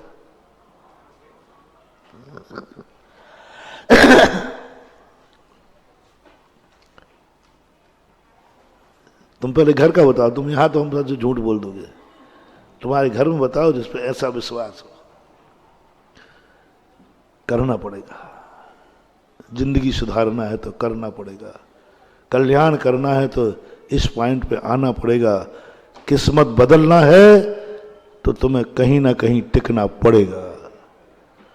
किस्मत नहीं बदली जाएगी, नहीं तो और कोई उपाय नहीं है। पांचों पांडव बैठे, पांचों पांडव बैठे, कुंती चिंतित है, मां थी। बोले मां तू कुछ दिन से चिंतित क्यों दिख रही है? बोले बेटा मैं कह नहीं सकती। नहीं मां कहो, हम आपके 5 बेटे हैं, आपके हम लोग के रहते हुए तेरे चेहरे पर उदासीन था। भीम ने जाके कहा मां मेरे रहते हुए तू इतनी चिंतित है? बोल क्या कर, किसी दुर्योधन ने कुछ कह दिया, किसी ने, मैं उसको, बोले मैं किसी से दुखी नहीं हूं, तेरे ही से दुखी हूं। अर्जुन ने कहा हर तू तेरे से मां दुखी है। अर्जुन से कहा मां अब मेरे से बताओ। बोले तेरे से और ज्यादा दुखी हूं। नकुल सहदेव हटो तुम बड़े बड़े भैया लोग, छोटे छोटे को न पढ़ने दो। नकुल सहदेव गए, बोले छोकरो मैं तुमसे ज्यादा दुखी हूं। अब धीरे से धर्मराज गए, बोले दुखी तो तेरे से भी हूं, तेरे से कम हूं। अब पांचों कहने लगे मां तो अपन से ही दुखी है। पांचों ने पैर पकड़ लिए, बोले मां बताओ क्या बात का दुख है? बोले बेटा मैं पांचों को देख करके, पांचों की शक्तियां देख करके, एक से बढ़ के एक है, लेकिन अब तुम्हारे ऊपर कोई गाइड नहीं है, निर्देशक नहीं है, जिसके ऊपर तुम अपने अपने पर तो सबको विश्वास है, लेकिन तुम्हारी जिंदगी में एक वो व्यक्ति नहीं है जिसको आदेश तुम मान सको, क्योंकि सब एक से बड़े एक हो। कोई किसी का मानने वाला नहीं है, कोई किसी से कम नहीं है। और जिसकी व्यक्ति जिंदगी में कितने बड़ा आदमी हो, मिलिट्री भी जब 4 लोगों को बैठते ना तो उसमें एक हेड बना देते हैं, कमांडो, तो इसका आदेश तो मानना है। ऐसे ही घर हो, संघ हो, समाज हो। आज अपनी जैन समाज की दुर्दशा क्यों हो रही? क्योंकि हमारे पास कोई हेड नहीं है। समाज तो है, आज हमारे पास हेड नहीं है। आपके घर बर्बाद क्यों हो रहे हैं? हेड की कमी से। संघ कहां बर्बाद होते हैं? हेड की कमी से। एक हेड बनाना। मुखिया कौन है? तो सबने कहा अरे माँ हमारा बड़ा भैया धर्मराज है। बोले ये बड़ा भैया कहने का है, हाँ जिस दिन थोड़े ही से तुमसे कुछ कह देगा भैया अब अलग हो जाओ, जिस दिन तुम्हारे मन की चल रही है, तुम तो भगवान को ही निपटा देते हो, तुम तो गुरु को निपटा देते हो। मैं सब जानता हूं, तुम लोग अपने भक्तों को जानता हूं। महाराज देखो आपके कितने अच्छे भक्त हैं, बढ़िया भक्त हैं, आप जो कह रहे हैं देखो आपके मुंह से जो निकलता वही हो रहा है। पूरे भक्तों को भगा दो, एक दिन थोड़ा प्रतिकूल बोलना है उसके, वो दूसरे दिन से कट्टर भक्त। देखो भैया मैं तुम जानते हो मैं महाराज का कितना भक्त, हाँ बहुत भक्त। महाराज के लिए मैंने क्या क्या नहीं किया, महाराज के लिए मैंने क्या क्या नहीं किया बताओ। आज महाराज ने भरी सभा में हमें खड़े कर कर मुझे आप भी कह दिया, बोलो भैया ये ठीक बात है भैया, मैंने तो गलत नंबर डायल कर लिया था, अब तो मैंने महाराज के पास जाने ही छोड़ दिया, महाराज के पास महाराज को ही छोड़ दिया। तुम तो थोड़ी सी बात में बाप को छोड़ देते हो, तुम तो थोड़ी सी बात में महाराज को छोड़ दोगे, तुम्हारा क्या भरोसा, थोड़ी सी तनक फनक हो जाए तो भगवान को भी छोड़ दोगे। देखा है मैंने, मंदिरों को छोड़ते देखा है मैंने। आपसी कोई तुम लोगों में हो जाती ना, ये लगा लो आज के बाद मंदिर ही नहीं आना, मंदिर ही नहीं आना, आऊंगा ही नहीं, बिना मंदिर का खाएगा, खा लूंगा, नरक जाएगा चला जाऊंगा, लेकिन मंदिर की पीढ़ी भगवान को छोड़ देते हैं। गुरु से बिगड़ जाए गुरु को छोड़ देते, बाप से बिगड़ जाए बाप को छोड़ देते। जाओ, ऐसे लोगों का कभी कल्याण नहीं होता। एक तो मानो कहीं भी। तो सबने कहा, बोले ये सब बातें हैं, मैं तुम लोगों को जानता हूं, किस तरीके से तुम अपने भाई का अनादर करते हो, वो जो कहता है बहस करते हो तुम लोग। धर्मराज कुछ कहते थे ना तो बहस करते थे, और तुम चोरी छुपे करते हो। ए नकुल सहदेव छोकरो, वो मना करता है कि वहां नहीं जाना, तुम लोग चोरी से जाते हो कि नहीं? मम्मी जाता हूं। तो फिर कहां मान रहा है तुम बातें करता है। एक नियम ले तो मेरी उदासीनता ठीक हो जाएगी कि भैया जो कहेगा जो करेगा वो हमारे हित में होगा। कुंती के सब थे, तो मैं शांति से मर सकूंगी, मैं तो बूढ़ी हो गई मरूंगी मैं तो, पर चिंता एक ही रहेगी कि हमारे सारे बेटे एक से बढ़कर एक हैं, वो किसी के अंडर में रहने वाले नहीं हैं। और यही अहंकार तुम लोगों को मारेगा। एक एक उंगली करके टूटोगे, एक एक उंगली। तुम लोग जब ही सुरक्षित है जब पांचों मुट्ठी में हो, नहीं तो तुम्हारा दुश्मन 100 है, तुम 5 हो, क्या टिकोगे तुम? बस एक ही चिंता, बस एक वचन देना है तुम लोगों को कि भैया जो भी करेगा वो हमारे हित में होगा। भाई मेरा अहित कर ही नहीं सकता। थोड़ा आनाकानी की भाइयों ने, उन्होंने कहा मैं पहले ही जानती थी। फिर भीम खड़ा होता है, अर्जुन सब खड़े।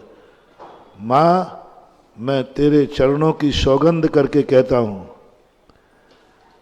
मैं अपने भैया धर्मराज के ऊपर जो ये कहेगा जो ये कराएगा, मैं कभी शंका नहीं करूंगा, जिज्ञासा नहीं करूंगा। ये नहीं कहूंगा कि ये मेरा अहित कर रहा है। चाहे भली मुझे मार डाले तो भी यही कहूंगा, भैया ने मारा है, मेरे हित में ही होगा। सौगंध करा दी। अब कुंती कहती बस अब डर नहीं है, जाओ, अब मुझे कोई डर नहीं है, अब मैं मर जाऊंगी शांति से, अब मेरे बेटों का कोई बाल बांका नहीं कर सकता, क्योंकि वो एक स्थान पर समर्पित हो गए हैं, जहां मरने पर भी मेरा हित नहीं होगा। और आप सबको मालूम है,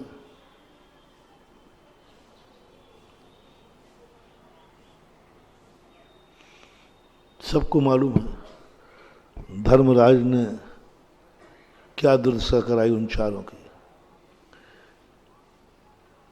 धर्मराज के कारण हुई है और मां के इस वचन के कारण हुई है। यदि ये मां वचन नहीं हराती तो दुर्योधन को भीम वहीं युद्ध में निपटा देता। वहां कहां, जुआ के फड़ पे निपटा देता। और गुस्सा आ भी रहा था उसको।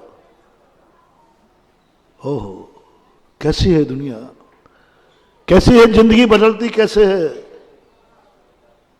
धर्मराज ने पूरा दांव पे लगा दिया। बोलो, हस्तिनापुर एक का था कि पांचों का?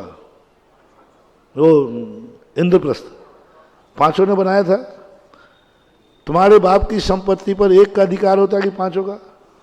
पांचों का बराबर था, बराबर था। पूरी संपत्ति दांव पर लगा दी।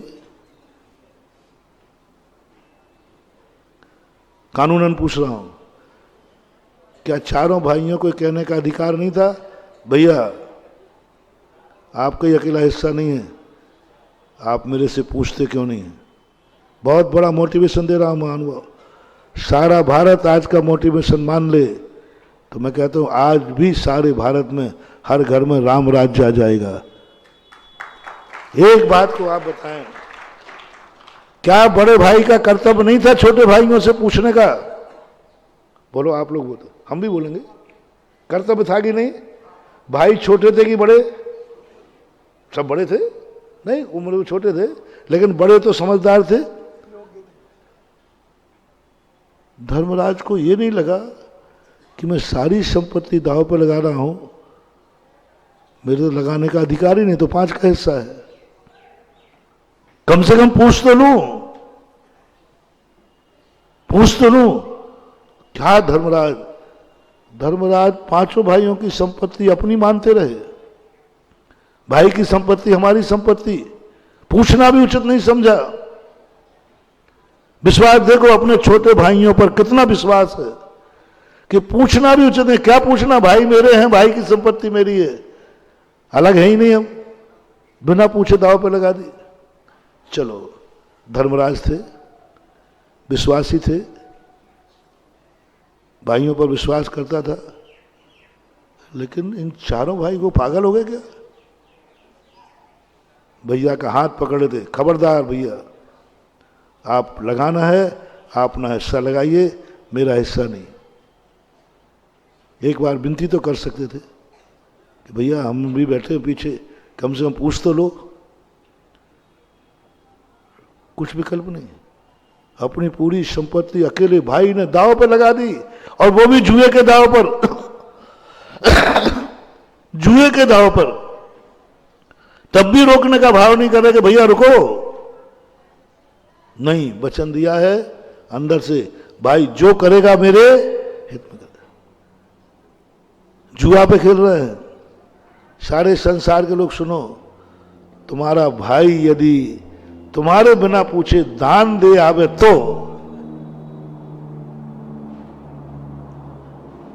मेरे पास सब रहते, चिंता मत करना।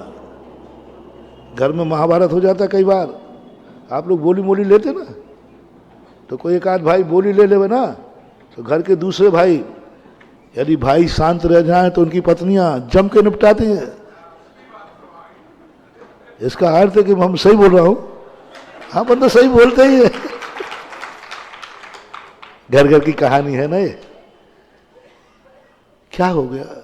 दान में बोला है, धर्म में बोला है, भगवान का मंदिर बोला है, कोई और भी किसी में एक XYZ, तो भी अपने अपने परिवार की औकात देख लो रे, सभी लोग देख लो। क्या तुम्हारे कुछ भी तुम बोल के आ गए, काकताली न्याय से सब कुछ बोल के आ गए, पूरी जायदाद, घर लौट के कहा आज मैं सारी जायदाद लोकोदय तीर्थ क्षेत्र के लिए दे आया। एक आध दिन फैंसी ड्रेस ही कर लेना, करके तो देखना था एक दिन। दे आया, क्या करूं, महाराज जी के प्रवचन ही ऐसे हुए और महाराज ने थोड़ा मेरी तरफ देखा भी था, है ना, और महाराज ने थोड़ा देखा तो मैं से भी रहा नहीं गया, क्योंकि तुम्हें मालूम है कि मैं गुरु का कट्टर भक्त हूँ, गुरु के लिए प्राण भी दे सकता हूँ। और उनने थोड़ा देखा और महाराज का प्रवचन ही ऐसा हुआ, मैं तो सब देख के आ गया। और नहीं माने तो एक कैसेट और बनवा लेना, नहीं माने तो इसको मनोज को ले जाना, मनोज के इसने घोषणा की है मेरी, इसकी घोषणा, भैया सही बोल रहा हो कि नहीं, पिताजी सही, भैया को छोड़ो। पिताजी ने किया, भैया को तो तुम क्या छोड़ोगे, तुम बाप को ही नहीं छोड़ोगे। मैंने दे दिया, मैं क्या करूं, बाबा आप सही बोल रहे हो। अरे पूछ लो मनोज से, घोषणा हुई है।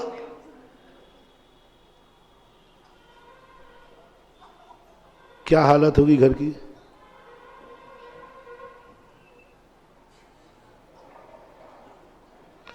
सबके चेहरे देखना, वीडियो बना के मुझे दिखाना, सबके चेहरे कैसे होंगे, मुरझाएगा, कोई सामने नहीं बोलेगा पीठ पे। जब दान नहीं देना था तो हमें पैदा क्यों किया, सही फैंसी है ना। जब दान नहीं देना तो पैदा क्यों नहीं, हमें होते ही मार देते, कुएं में फेंक देते, फिर जो करना तो करते। बहुएं भी अलग अलग गुड़गुड़ाएंगी। फिर एक बहू कहेगी, थोड़ी पढ़ी लिखी होगी वो, उनके बोलने से क्या होता है, वकील को बुलाओ, घोषणा कर दी तो क्या होता है, वो अपना दान दे सकते हैं अपनी संपत्ति का, मेरी संपत्ति भी हिस्सा बैठती है, चलो पापा पे कोर्ट केस करते हैं। हो जाएगा, चिंता मत करो, ये आगरा है, कुछ भी हो सकता है, मत डरना, ये पंचम काल का घर है, कुछ भी हो सकता है। मत विश्वास करना इतना, कुछ भी हो सकता है, और करके देखना हो तो देख लेना। और यदि हो जाए, मैंने घोषणा तो कर दी, बाद में ध्यान आया कि मैं अपने बेटों से तो पूछ ही नहीं पाया। बाद में ध्यान आया, अरे मैं तो महाराज की बातों में आ गया। आजकल कम आते हैं बातों में, आते नहीं हैं, लेकिन कोई एक आध भक्त आ जाता है। 99 तो नहीं आते, 99 तो कहते महाराज जी थोड़ा रुको, हमें घर में पूछना दो, घर में रहना है, आप तो चले जाओगे, हमें बेटों के साथ रहना है, बहुओं के साथ रहना है, पर थोड़ा महाराज पूछ के करेंगे साथ। 99 तो ये है, लेकिन एक आध तो अभी भी है बोला, जो मेरी बातों में आकर कह देता अब क्या करें, महाराज जी ने कहा और मैंने तो बोल दिया। बाद में ध्यान आया, अरे मैंने तो भाइयों से पूछा ही नहीं, मैंने बेटों से, बाद में ध्यान आया, अब मुझे बहुत चिंता हो रही है कि आप लोगों से पूछा ही नहीं, आप लोगों का हिस्सा भी लगा के दे के आ गया, सब दे आया। ओहो, करो रे कल्पना कभी, पूरा परिवार करे, कैसी बात कर रहे, हमारी संपत्ति दे के आए। ये बंटवारा कब हुआ था पापा, पापा मैं भी आपका हूं, संपत्ति आपकी हुई, आप दे आए, मेरे बड़ भाग हैं, पैर पड़े, चलो वकील से दान पत्र लिखवाएं। पिताजी क्या चिंता करते हो, हमारे भाग्य हैं कि आपने हमारी संपत्ति को दान में देके आ गए। आज हमारा गुरु के सामने मस्तक उठा दिया, अब हमें भी आशीर्वाद दिलाओ और हम महाराज से कह सके, भगवान गुरुदेव ऐसा बाप मुझे जन्म जन्म तक मिले जो हमारी संपत्ति को विकल्प नहीं आया। इसको इतना विश्वास हम लोगों के ऊपर, मेरे भाई का इतना विश्वास कि हमसे पूछना भी उचित नहीं समझा। ये अनादर नहीं है रे, तुम लोग समझते हो कि अनादर है, अनादर नहीं है, ये अपने भाइयों पर विश्वास है। जब कोई तुम्हारा पिता, जब कोई तुम्हारा भाई, जब कोई परिवार का व्यक्ति आपसे बिना पूछे धर्म कर ले, मोटिवेशन, जब आपका कोई भी परिवार का सदस्य आपके बिना पूछे दान दे के आ जाए तो ये मत समझना कि उद्दंड हो गया है, ये मत समझना कि हमारी कोई वैल्यू है ही नहीं। क्या समझना इस व्यक्ति को पूरे परिवार पर कितना विश्वास है, कितना विश्वास है हम लोगों पर कि बिना पूछे बोल आया, बोले क्या पूछना, सब अपनी तो है। उसे विश्वास समझना, गर्व करना कि तुम मेरे ऊपर इतना विश्वास करते हो। जैसे हमने एक ग्रास बताया, आहार देने का नहीं है सवाल है, महाराज मेरे पर इतना विश्वास करते, जान ना पहचान, और महाराज ने आहार ले लिया। ओहो, मैं धन्य हूं, मैं वो शक्ति हूं जिस पर मेरा गुरु भी विश्वास करता है। आहार देते समय सबसे बड़ा पुण्य क्या है? सारे देवताओं को क्या है? ये कौन व्यक्ति है? ये जरूर कोई महान शक्ति है जिस पर गुरु विश्वास कर रहा है। गुरु विश्वास कर रहा है, मन शुद्धि वचन शुद्धि बोली, आहार ले लिया। यानी गुरु को इतना विश्वास है, जरूर ये महान आदमी होगा। गुरु जिस पर विश्वास कर ले, बोलो वो कितना महान होगा, बोलो कल्पना करो आप। गुरु जिस पर विश्वास कर ले, बहुत बड़े। और हार में हम तुम्हारे ऊपर विश्वास करते हैं। ऐसा ही तुम्हारे व्यक्ति ने जाकर कहा कि नहीं मेरे ऊपर कोई, पांडवा क्या सोचते हैं, ओह धन्य हो गए अपन, भैया का अपने ऊपर इतना विश्वास है, भैया अपन को अलग मानते ही नहीं है, अलग मानते नहीं। तभी तो अपने बिना पूछे ही दाव पर लगा दी, क्योंकि वो मानते भैया हमारे हैं, भैया की संपत्ति हमारी है। भाई बड़ा भाई यदि तुमसे पूछता है, घर का कोई सदस्य तुमसे पूछता है, यही तुम्हारा दुर्भाग्य है, जाओ तुम्हारा डाउनफॉल चालू हो गया। महानुभाव बहुत बड़ा मोटिवेशन है। बाप यदि कभी किसी अच्छे कार्य के लिए तुमसे पूछे, समझ लेना आपके बुरे दिन चालू हो गए, बुरे दिन चालू हो गए, हो गया बर्बाद, तुम्हारा हो गया खत्म सब कुछ। क्योंकि बाप पूछ रहा है, आप पूछ रहे हो पापा, आप, इसका अर्थ है कि आप समझ चुके हो कि हम लोग खोटे हैं, तुम समझ चुके हो कि हम आपका हाथ पकड़ सकते हैं, समझ चुके हो कि आपको बुरा कह सकते हैं। बस पापा आपने पूछा नहीं है, आपने मुझे जिंदा मार डाला, जिंदा मार डाला मुझे, और जन्म जन्म मेरे बर्बाद कर दिए। आपने मेरे से पूछा क्यों? तुम गर्व करोगे, तुम क्या करोगे? देखा मेरा घर में भी वो टेलर है कि बाप बिना पूछे, अरे महाराज क्या महाराज, 100 महाराज आ जाए। मेरा ऐसा टेलर है कि बाप भी मेरे बिना पूछे कुछ नहीं करता। हो दुर्भाग्यो, ये सबसे बड़ा तुम्हारे विनाश का शुभ दिन है। घर का कोई सदस्य दान देने के लिए, धर्म देने के लिए यदि घर वालों से पूछता है, समझ लेना उस घर का डाउनफॉल चालू हो गया। और जिससे पूछा, कोई भाई है, वो कहता नहीं साहब भाइयों से पूछना है, समझ लेना ये घर खतरनाक है, ये घर टूटने वाला है, ये घर टूटेगा और बुरी तरह टूटेगा। क्योंकि पूछने की बात आ गई, पूछने की बात आ गई। घर में जाके पूछ लिया, ओहो क्या कर रहे भैया, क्या कर रहे पापा, आपने महाराज के सामने भी हमारी सब धो दी, पंचों के सामने धो दी। आपने कहा कि मैं घर में पूछूंगा, उतर गई इज्जत गुरु के सामने। ये आपने क्या किया, घर में पूछूंगा। इससे सिद्ध हो गया महाराज समझ गए इसका घर इसके काबू में नहीं है, घर में सबकी अपनी अपनी दाल गल रही है, सब अपना अपना वर्चस्व बना बैठे हम, सब ने घर में अपनी अपनी संपत्ति मान ली है। इतने बात पर साधु बहुत आगे का होता है, समझना मानो। इतनी बात पर समझ गया कि ये खत्म हो गया। और यदि धर्मराज होता, धर्मराज ने अपने भाइयों का अपमान नहीं कराया, यदि पीछे मुड़ के देख लेता कि भीम क्या करूं, भीम दाव पे लगाऊं, तो पूरे हस्तिनापुर में हो जाता पांडवों का घर खत्म, क्योंकि वो भाई से पूछ रहा है। यही तो देखना चाहता था नाटक शकुनी, कि यही तो देखना चाहता कि पांचों पांडव, इसलिए तो दाव पे लगा रहा था।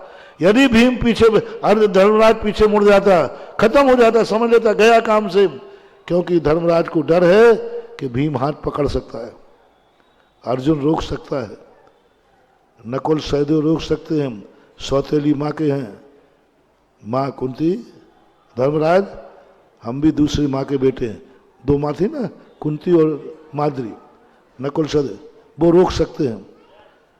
डारे धर्मराज, इतना विश्वास कि क्या करना, क्या पूछना, लगा दिया। क्या तुम्हें अपने घर में इतना अधिकार है?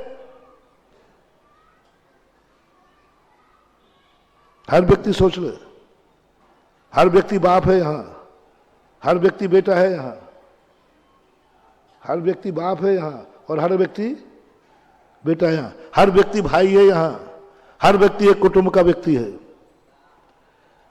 हर व्यक्ति से मेरा कहना है, आपके घर में आपको क्या इतना अधिकार है?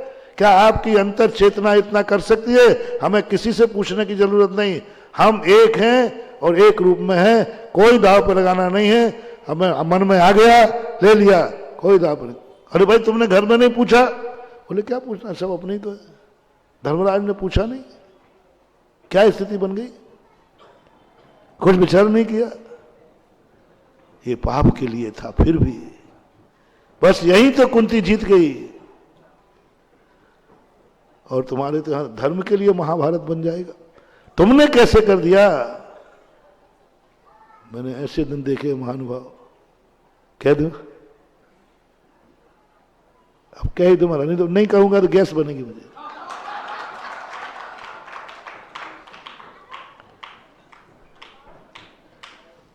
बाप की बोली बोल गया ना, मर गया बाप।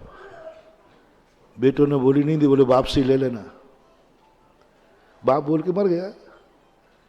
बेटों से कहा, बोले मैंने नहीं बोली थी, बाप ने बोली थी, वो तो मर गया, आप वहीं जाओ लेने, मैं देने वाला नहीं हूं, मैं देने वाला नहीं हूं। करोड़ों की संपत्ति छोड़ गए, करोड़ों की नहीं, अरबों की, मेरे साथ घटित हुआ। करोड़ों की संपत्ति छोड़ के गया बाप। एक मंदिर की बोली थी, मंदिर बनाने का भाव किया, मंदिर नहीं बना पाया, मंदिर को टाइम लग गया, मर गया। बेटों ने एक ही जवाब दिया, पापा का काम पापा जाने,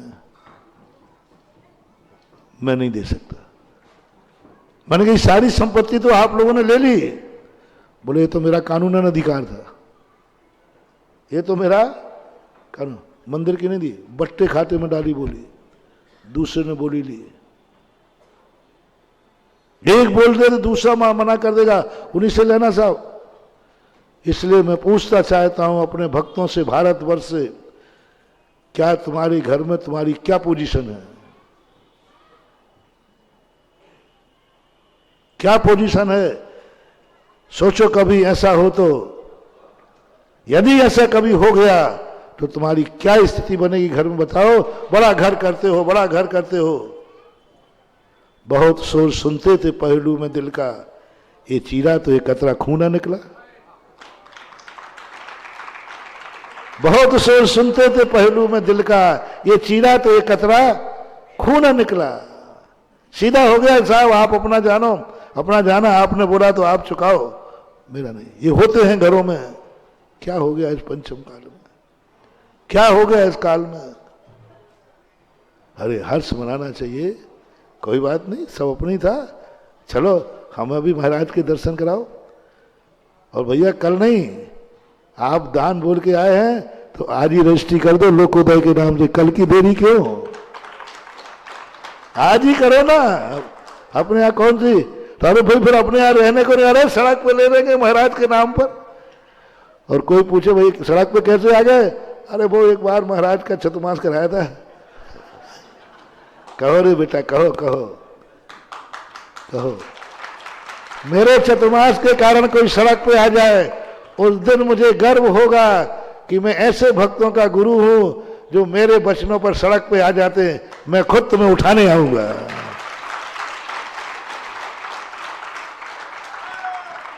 ये आवाज मिले तो सही। क्या करें, महाराज ने ऐसा प्रवचन दिया, मैंने सब लिख दिया, अब बचा नहीं तो सड़क पे बैठा हूं। और वो कोई समाचार मुझे दे दे, महाराज जी मालूम आपको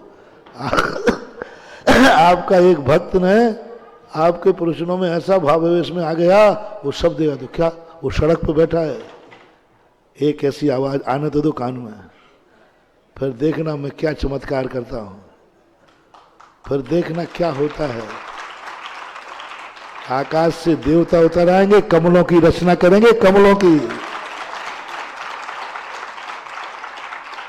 ऐसा भी होता है रोड पे। हाँ, उसमें तो तुझे दुख नहीं हो रहा है? बोले काय करे, अरे कितने पापी हैं संसार में जो पाप और जुआ और बुरी लतों के कारण रोड पे आते हैं, हम तो धर्म के कारण रोड पे आए हैं, ये बड़ा भाग्य है कि नहीं? पापी बोलो दुनिया में जो पाप के कारण, शराब के, जुआ के कारण। मैं तो आज धर्म के कारण रोड पे आया हूं जी, और गुरु की आज्ञा पे आया हूं। रोने की सवाल ही नहीं, ये तो मेरे भाग्य हैं कि आज गुरु आज्ञा से मेरा सब कुछ दे सका और सारा परिवार खुश। देखो महानुभाव, करो कभी दिन मन में आ जाए, हालांकि संभावना नहीं है, लेकिन क्या इसलिए देता हूं, मैं तुम्हें बदलने के लिए नहीं कहता हूं। मेरे मन में जो आता है वो कहते इसलिए कह देता हूं कि वो मुझे गैस बनेगी तो फिर हमारी सामाजिक बनी रहेगी। इसलिए मैं सोचता हूं निकाल दो, मानना फानना तो इनको कुछ है नहीं, लेकिन मानना पड़ेगा, आज नहीं कल। धर्म के लिए सोचना नहीं। समय हो गया। सारे लोगों के अंतिम मोटिवेशन, अपने घर में जाकर के सब बैठकर एक प्रस्ताव पास करो कुंती का। धर्म के कार्य में जिसको जो करना है वह किसी से पूछेगा नहीं। घर में बड़े लोग छोटे लोग सबके लिए बस एक प्रस्ताव, क्योंकि अपन सब एक हैं, कोई पूछेगा नहीं धर्म कार्य के लिए। जिसको जो मर्जी आए बोल के आए, उसके मन में भी भाव नहीं आए कि मैं घर फोन लगा के पूछूं। यदि फोन लगा के पूछे, यदि कोई पूछे तुमसे, मान लो तुम्हारा छोटा भाई है, छोटा है, वो तुमसे पूछे, तो सबसे पहले तो उसको एक झापड़ मारना। तो मेरा बेटा होगा बाप से पूछता है धोती मेरी महाराज के सामने। और ध्यान रखना, जो व्यक्ति धर्म के कार्य में परिवार से पूछेगा, बस उसी दिन परिवार का बंटवारा हो जाएगा। उसी दिन तुम अलग और मैं अलग। तुमने पूछा क्यों मेरे से? पूछा क्यों तुमने मेरे से? पूछकर तुमने मेरी इज्जत खराब कर दी। कोई पूछने की जरूरत नहीं, आप बोल के आइए और हम देने जाएंगे। आप बोल के आइए, हम आप बोल के आइए, हम आगे बोले ना। कोई भी सदस्य, छोटे बड़े की बात नहीं कर रहा हूं, कोई भी, तुम बोल के आओ। बेटा बोल के आया, पापा मैंने आज बोली ले ली मामला, तो बोले कोई बात नहीं, चल बेटा मैं देने चलूंगा, मैं देने चलूंगा और दिखाऊंगा बोलता बेटा है, देता बाप है। और बाप ने बोल दी, पापा आपने बोल दी, मुझे ले चलो, दिखाऊंगा महाराज को, बोलता बाप है, देता बेटा है। ऐसा चाहिए आपके घर, ऐसे घरों में धर्म, अच्छे कार्यों में, अच्छे कार्यों के लिए तो पूछा पाछी नहीं। परिवारों में अधिकार बिल्कुल खत्म करो। धर्म के कार्य में घर का कोई भी सदस्य पूछेगा नहीं और देने के लिए जाएंगे। लेकिन खेद है, समय हो गया। आप लोगों के कई बार धर्म के कारण कलह हो जाती है, परिवार टूट जाते हैं, कहा सुनी हो जाती। आपका हिस्सा नहीं है। मैं आजकल बराबरी का हो गया हूं, अब मैं छोटा नहीं रहा। वो नहीं बोलेगी तो उसकी, बोल दो ना आगे, उसकी पत्नी तो पीठ पीछे बोल ही देगी। तुम क्या बुद्धू बन के बैठे हो? ऐसे रह गए तो फिर बुद्धू नहीं। धर्म कार्य में कभी नहीं। और दान बोलने के बाद अच्छा, वो जुआ जो चढ़ा था, जुआ उधारी में चढ़ा था कि नगद में? जुआ उधारी में खिलता है कि नगद में? थोड़ा बोलो ना, मुझे पता नहीं है। नगद में। और दान?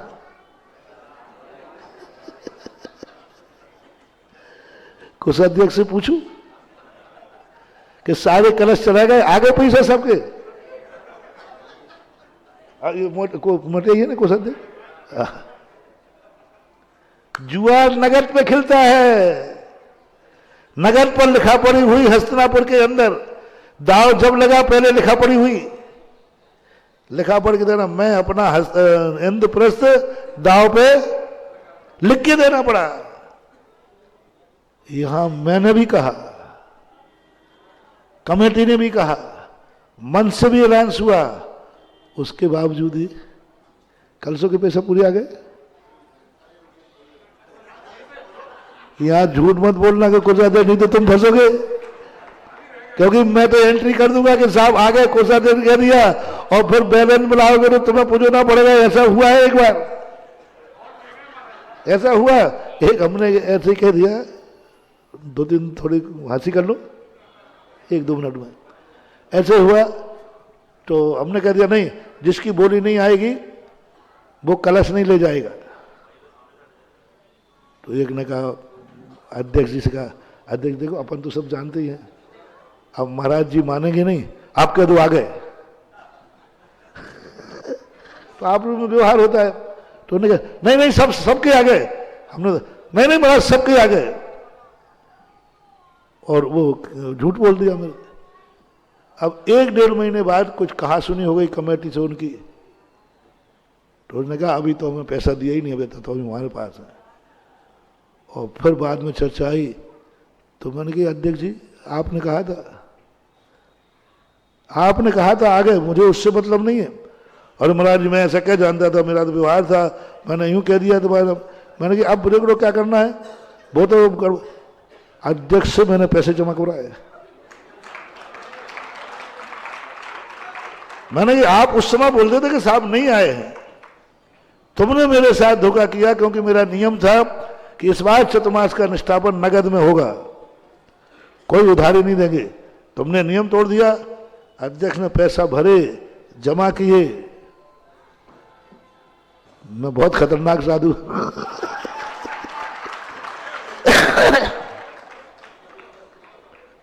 एक बार गजरत में से नीचे उतारा, 1 घंटे गजरत खड़ा रहा।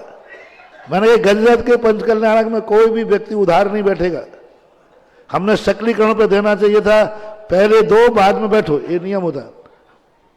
तो एक ने यहीं से कह दिया महाराज जी ने पैसा दिया नहीं है। फिर कमेटी भी आई, नहीं नहीं मान लो महाराज जी आ गए। मैंने मान लो नहीं, उसको नीचे उतारा, 1 घंटे गजरत खड़ा रहा, वो घर गया, पैसा लेके आया, तब गजरत की फेरी चालू हुई। ऐसे समर्पण होने दे। यहां तो कलश सब चले, कलश चले गए। मैंने मंदिर में देखा था कोई कलश ही नहीं बचे, तो सब आ गया होगा ना।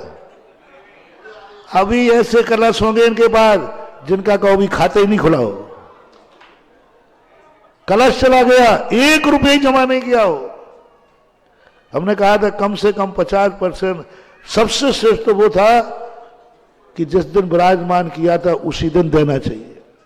कोई बात नहीं, उठाने के पहले तो नहीं, घर में कलश जाएगा, उधार नहीं जाएगा। और जितने घरों में कलश उधार गए हैं, एक दिन उनका ऐसा आएगा, धंधा करने के लिए भी उन्हें उधार लोन लेना पड़ेगा। और जिनके पास नगद गए हैं उनका देख लेना, सदा नगद व्यापार होगा, सगद व्यापार। Tit for tat, tit for tat है, कुछ नहीं है। थोड़ा देर जरूर लगती है, लेकिन आएगी नौबत उसको। इसलिए धर्म क्षेत्र का कभी उधार नहीं करना महानुभाव। शक्ति है, छुपाओ मत। जम सकते तम की रही, अपनी शक्ति है तुरंत दो। ऐसे ऐसे लोग यहां आ रहे हैं कलश लेने के लिए जिनकी शक्ति नहीं है। एक भक्ति कलश लेने आया, उसकी शक्ति नहीं, मैं भी जानता हूं। मैंने कहा बेटा कोई बात नहीं, आराम से देना। उन्होंने कहा नहीं महाराज, दुनिया में और कटौती कर लूंगा, कलश तो जब ही ले जाऊंगा जब मैं राशि जमा करा दूंगा। मेरे पास यहीं की बात है। ऊपर आया महाराज जी, मैं कलश लेने आया वहाँ, मैंने कि कलश लेने के लिए मैं उसकी हैसियत जानता था। मैंने कहा नहीं कोई बात नहीं, पैसा नहीं हो अभी तो धीरे धीरे करके दे देना, दे देगा। उन्होंने कहा नहीं महाराज मैं तो लाया हूँ। मैंने कैसे लाएगा तू, तेरी हालत तो मुझे मालूम है। और बोलो महाराज जी इतनी हालत है और हालत सही, इतनी हालत है तो और हालत सही, कलश तो नगद ले जाऊंगा क्योंकि आपने प्रवचनों में कहा है। मैंने कहा इसमें लाख रुपए का कलश नहीं बैठा रहा है, एक करोड़ों का कलश लेके जा रहा है। लाख रुपए का कलश लेके नहीं जा रहा है, करोड़ों का लेके जा रहा है। ये है दान। हमारे दान में बेईमानी आ गई, परिवार से आ गई, परिवार अच्छे नहीं रहे, परिवार में कोई टोका टाकी होने लगी और स्वयं में भी टोका टाकी होने लगी। ऐसे भी होंगे लोग, बड़े लोग जिनके पास अपार संपत्ति होती है और रथ में उधार बैठ गए। मैंने कहा ऐसे काम नहीं चलेगा। और गया पट्टा घर से नगद लेके आया। मैंने कहा पहले क्यों नहीं लाया, नगद तो रखा था ना तेरे पास। मैंने कहा इतने जल्दी तुम लाया कहां से पैसे बता। मैंने कहा इतने जल्दी तुम लाया कैसे पैसे, कोई दुकान नहीं खुली, कोई व्यापार नहीं खुला, सब बंद है, बैंक भी बंद है, सब बंद है, तू लाया कैसे। तो बोले महाराज जी कि हमें फक्कड़ समझ रहे हो आप। मैंने तू अरे महाराज अभी तो कहो तो और ला के रहूं। मैंने इतने ही जमा कर चल। तो ये बात है, मत करो रे धर्म से मजाक, मत करो धर्म से, मत करो। धर्म ना तुम्हारा है ना हमारा है, धर्म तो धर्म है, धर्म तो धर्म है। अपने जीवन में ऐसा करो। और जिनके झूठी हाँ मत बनना, मैं टुकड़ोंगी तुमसे वसूल करूंगा मैं। नहीं आए हैं तो नहीं आए हैं, चाहे किसी का हो। और सबसे मेरा कहना है कलश को उधार घर में नहीं रखना। अपने मन को फीका टालो मत, कल दे देंगे, परसों दे देंगे, नहीं। धर्म कार्य में क्या करना, पाप कार्यों में क्या करना, आज करंते काल कर, काल करंते परसों, जल्दी जल्दी क्यों करता है, अभी तो जीना। और धर्म कार्य में क्या करना, काल करंते आज कर, आज करंते अब, पल में पल रहे होएगो बहुरी करेगा, कल क्यों आज करूंगा। ऐसी परिणति। अभी और अपनी बातें चले, किस्मत बदल रहा हूं ना। अब किस्मत बदलने में तो थोड़ा हमें भी पसीना आएगा, आपको भी आएगा। महावीर भगवान की जय। कहानी किस्मत की चल रही है, बैठे रहिए। कभी कभी मुझे लगता है जब ऊपर से बहुत सारी झोली भर जाए और जब आप उठ जाते हो अचानक, मुझे लगता है आपने यहीं फेंक दिया। अरे उस झोली को ले, जेब में भरने में भी टाइम लगेगा। आज नीरज भाई साहब, आज मुझे लगा कभी भी प्रवचन लाइव नहीं कराने चाहिए, बल्कि फ्रंट रो वालों से 1-1 लाख रुपए लेना चाहिए। ये वो प्रवचन है, फ्री में मिल रहा है, कोई वैल्यू नहीं है। इन प्रवचनों को तो रिकॉर्डिंग में बाद में सुनाना चाहिए, लेकिन अगर जिन्हें सुनना है, क्योंकि आज जो बातें, जो सूत्र, सबसे पहला सूत्र, अपने बड़ों पर विश्वास करो, अपने हित चिंतक पर विश्वास करो। आपके गुरु कहें तो मीटिंग मत करना जाकर। हमारे कमेटी की बहुत बड़ी बात है, जब कमेटी पहुंची, पूजवर आगरा नगर में कुछ होना चाहिए। पूजवर बोले देखो जो मैं कहूंगा मान लोगे। हाँ पूजवर मान लेंगे। और जब पूजवर ने योजना दी, 500 करोड़ से ऊपर की योजना थी मित्रों, है वो जो भी है, इससे भी बढ़ी जाएगी। लेकिन कमेटी के एक सदस्य ने ये नहीं कहा क्या कह रहे हो महाराज, कैसे होगा, नहीं कहा, गुरु कह रहे हैं मान लो। जरा तालियां बजा दीजिए हमारी कमेटी के लिए। लोकोदय तीर्थ विश्वास पर बन रहा है। लोकोदय तीर्थ धन बाद में आ रहा है, लेकिन आगरा नगर के इन महानुभावों के विश्वास पर बन रहा है, जिन्होंने गुरु पर विश्वास किया। और उसके बाद आप देख रहे हैं कैसे एक एक योजना आगे बढ़ रही है। दूसरा सूत्र, ये सबके घर की कहानी है मित्रों, समाज की कहानी है, देश की कहानी है। जिस घर में मुखिया ना हो वह घर बर्बाद हो जाता है। जिस समाज में मुखिया ना हो और मुखिया की चल नहीं रही हो वो समाज बर्बाद हो जाती है। जिस संघ में मुखिया की आचार्य की नहीं चल रही हो वो संघ नष्ट हो जाता है। ये सूत्र लेके जाना मित्रों अपने घर में।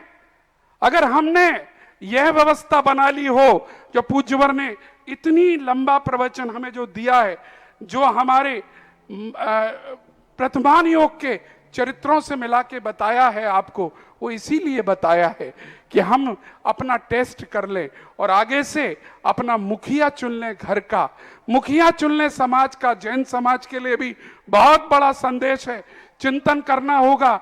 आज हर कोई मुखिया बनने की कोशिश कर रहा है, मुखिया एक हो पूज्य गुरुदेव।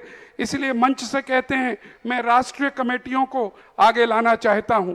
मैं कभी नहीं चाहता कि हर कोई गली मोहल्ले का व्यक्ति आकर राष्ट्रीय मुद्दों पर बात करे। पूज्य गुरुदेव राष्ट्रीय समितियों को आगे लाते हैं। हाँ, वो बात अलग है, अगर राष्ट्रीय समितियां नहीं कर पाती हैं तो उनको भी लाइन पर लगा देते हैं, वो अलग बात है। और जो तीसरी बात आज कही है, दान अगर बोल दिया है तो उसको देने की व्यवस्था तुरंत करें, नगद करें। यह सूत्र हम लेकर जाएं। जो भी हमने दान की बात करी थी, अब हमें उसको देने की बात है। और आगे के लिए जो कहा, दान देने में चूको नहीं।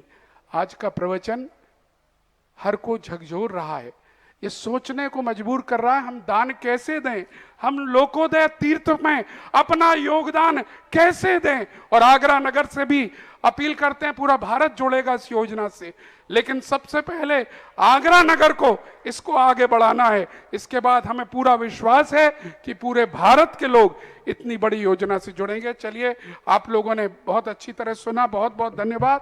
और सूचना के साथ आगे बढ़ाएंगे बात को। आज छिपी टोला में 20 तारीख को पूज्य मुनि श्री साक्ष्य सागर जी महाराज का पिछका परिवर्तन समारोह है। और इसके अलावा पूज्य मुनि श्री को सुधा सागर जी महाराज को वहाँ की मुख्य कमेटी पुनः श्रीफल भेंट करने के लिए आई है। अनुरोध करने पूज्यवर छिपी टोला तैयार है। और क्या योजना करेंगे, एक बात प्रवेश भाई सुन लीजिएगा। पूज्यवर ने एक बात कल बड़ा अच्छा आशीर्वाद दिया ओल्ड ईदगाह कॉलोनी को, और आप भी वो समझ लें। प्रवेश जी सुन लें, बिना उद्देश्य के कुछ नहीं होगा। क्या कराना चाहते हैं, क्या करना चाहते हैं, वो बात पूज्यवर के सामने रखें, तब आपकी एप्लीकेशन पर भारीपन आएगा।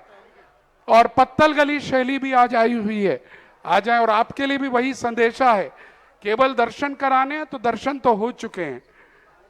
क्या कराना चाहते हैं, क्या हम लेना चाहते हैं गुरु से, ये की और बोल दो, कुछ काम कराना है 20 आगे। हाँ, नॉर्थ ईदगाह कॉलोनी को अपना जो काम कराना चर्चा कर लेना अलग से। लेकिन वजन डालो एप्लीकेशन पर। गुरुदेव ने कहा खाली एप्लीकेशनों पर मेरा ध्यान नहीं जाता, टाइम बहुत कीमती है। पूरा भारत इंतजार कर रहा है गुरुदेव के चरण कहां पड़े। अगर रोकना है तो अपनी एप्लीकेशन वजन डालो। चलिएगा, आपको श्रीफल अर्पण करें। हाँ, जो भी आएगा बुलाएंगे बिल्कुल। उदक चंदन तंदुल पुष्प केश चरु सुदीप सुधूप फलार्घ्य के धवल मंगल गान रवाकुल जिन ग्रहे मुनिराज महम। ओम ह्रीम परम पूजाचार्य श्री विद्यासागर जी महाराज, परम पूज मुनि श्री सुधा सागर जी महाराज के चरण कमलों में अनर्घ्य पद प्राप्त आए। अर्घम निर्वपामति। नमोस्तु महाराज जी, नमोस्तु महाराज जी, नमोस्तु महाराज जी। जिनवाते सूजे लोकालोक सोवाणी मस्तक धरूं सदा देतु ढोक। हे जिनवाणी भारती तो हे जपो दिन रैन, जो तेरी शरणालय सो पावे सुख चैन। 9 बार नवकार मंत्र।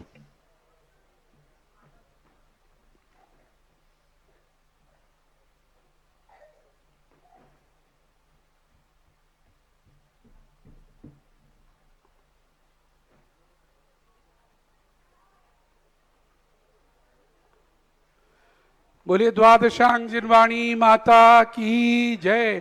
बोले परम पूज्य निर्यापक श्रमण मुनि पुंगव 108 श्री सुधा सागर जी महाराज की जय। बोले चुल्ला गौरव श्री गंभीर सागर जी महाराज की जय। जयकारा गुरुदेव का, जयकारा गुरुदेव का, जयकारा गुरुदेव का। देखिए कोई भी पूज्य गुरुदेव के चरण छूने का प्रयास नहीं करें, दूर से नमोस्तु करें। नीचे झुककर चरण नहीं छुएं, नहीं छुएं, गुरुदेव को निकलने दें, दूर से नमोस्तु।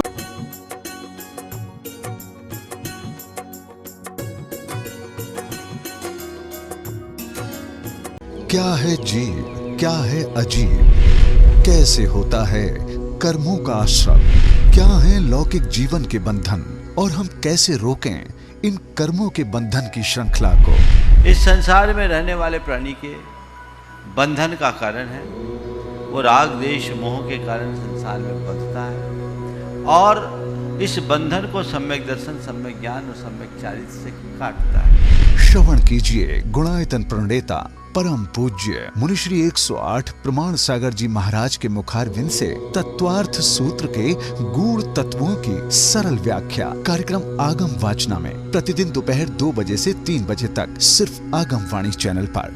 आगम वाणी, अनादि से अनंत तक।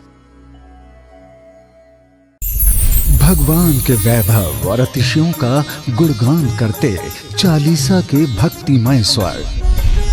जय जय अजित। इस असार जगत में सार तत्व की अनुपेक्षाओं को समाहित किए 12 भावनाओं के पवित्र भाव। राजा राणा छत्रपति आदिन के असवा।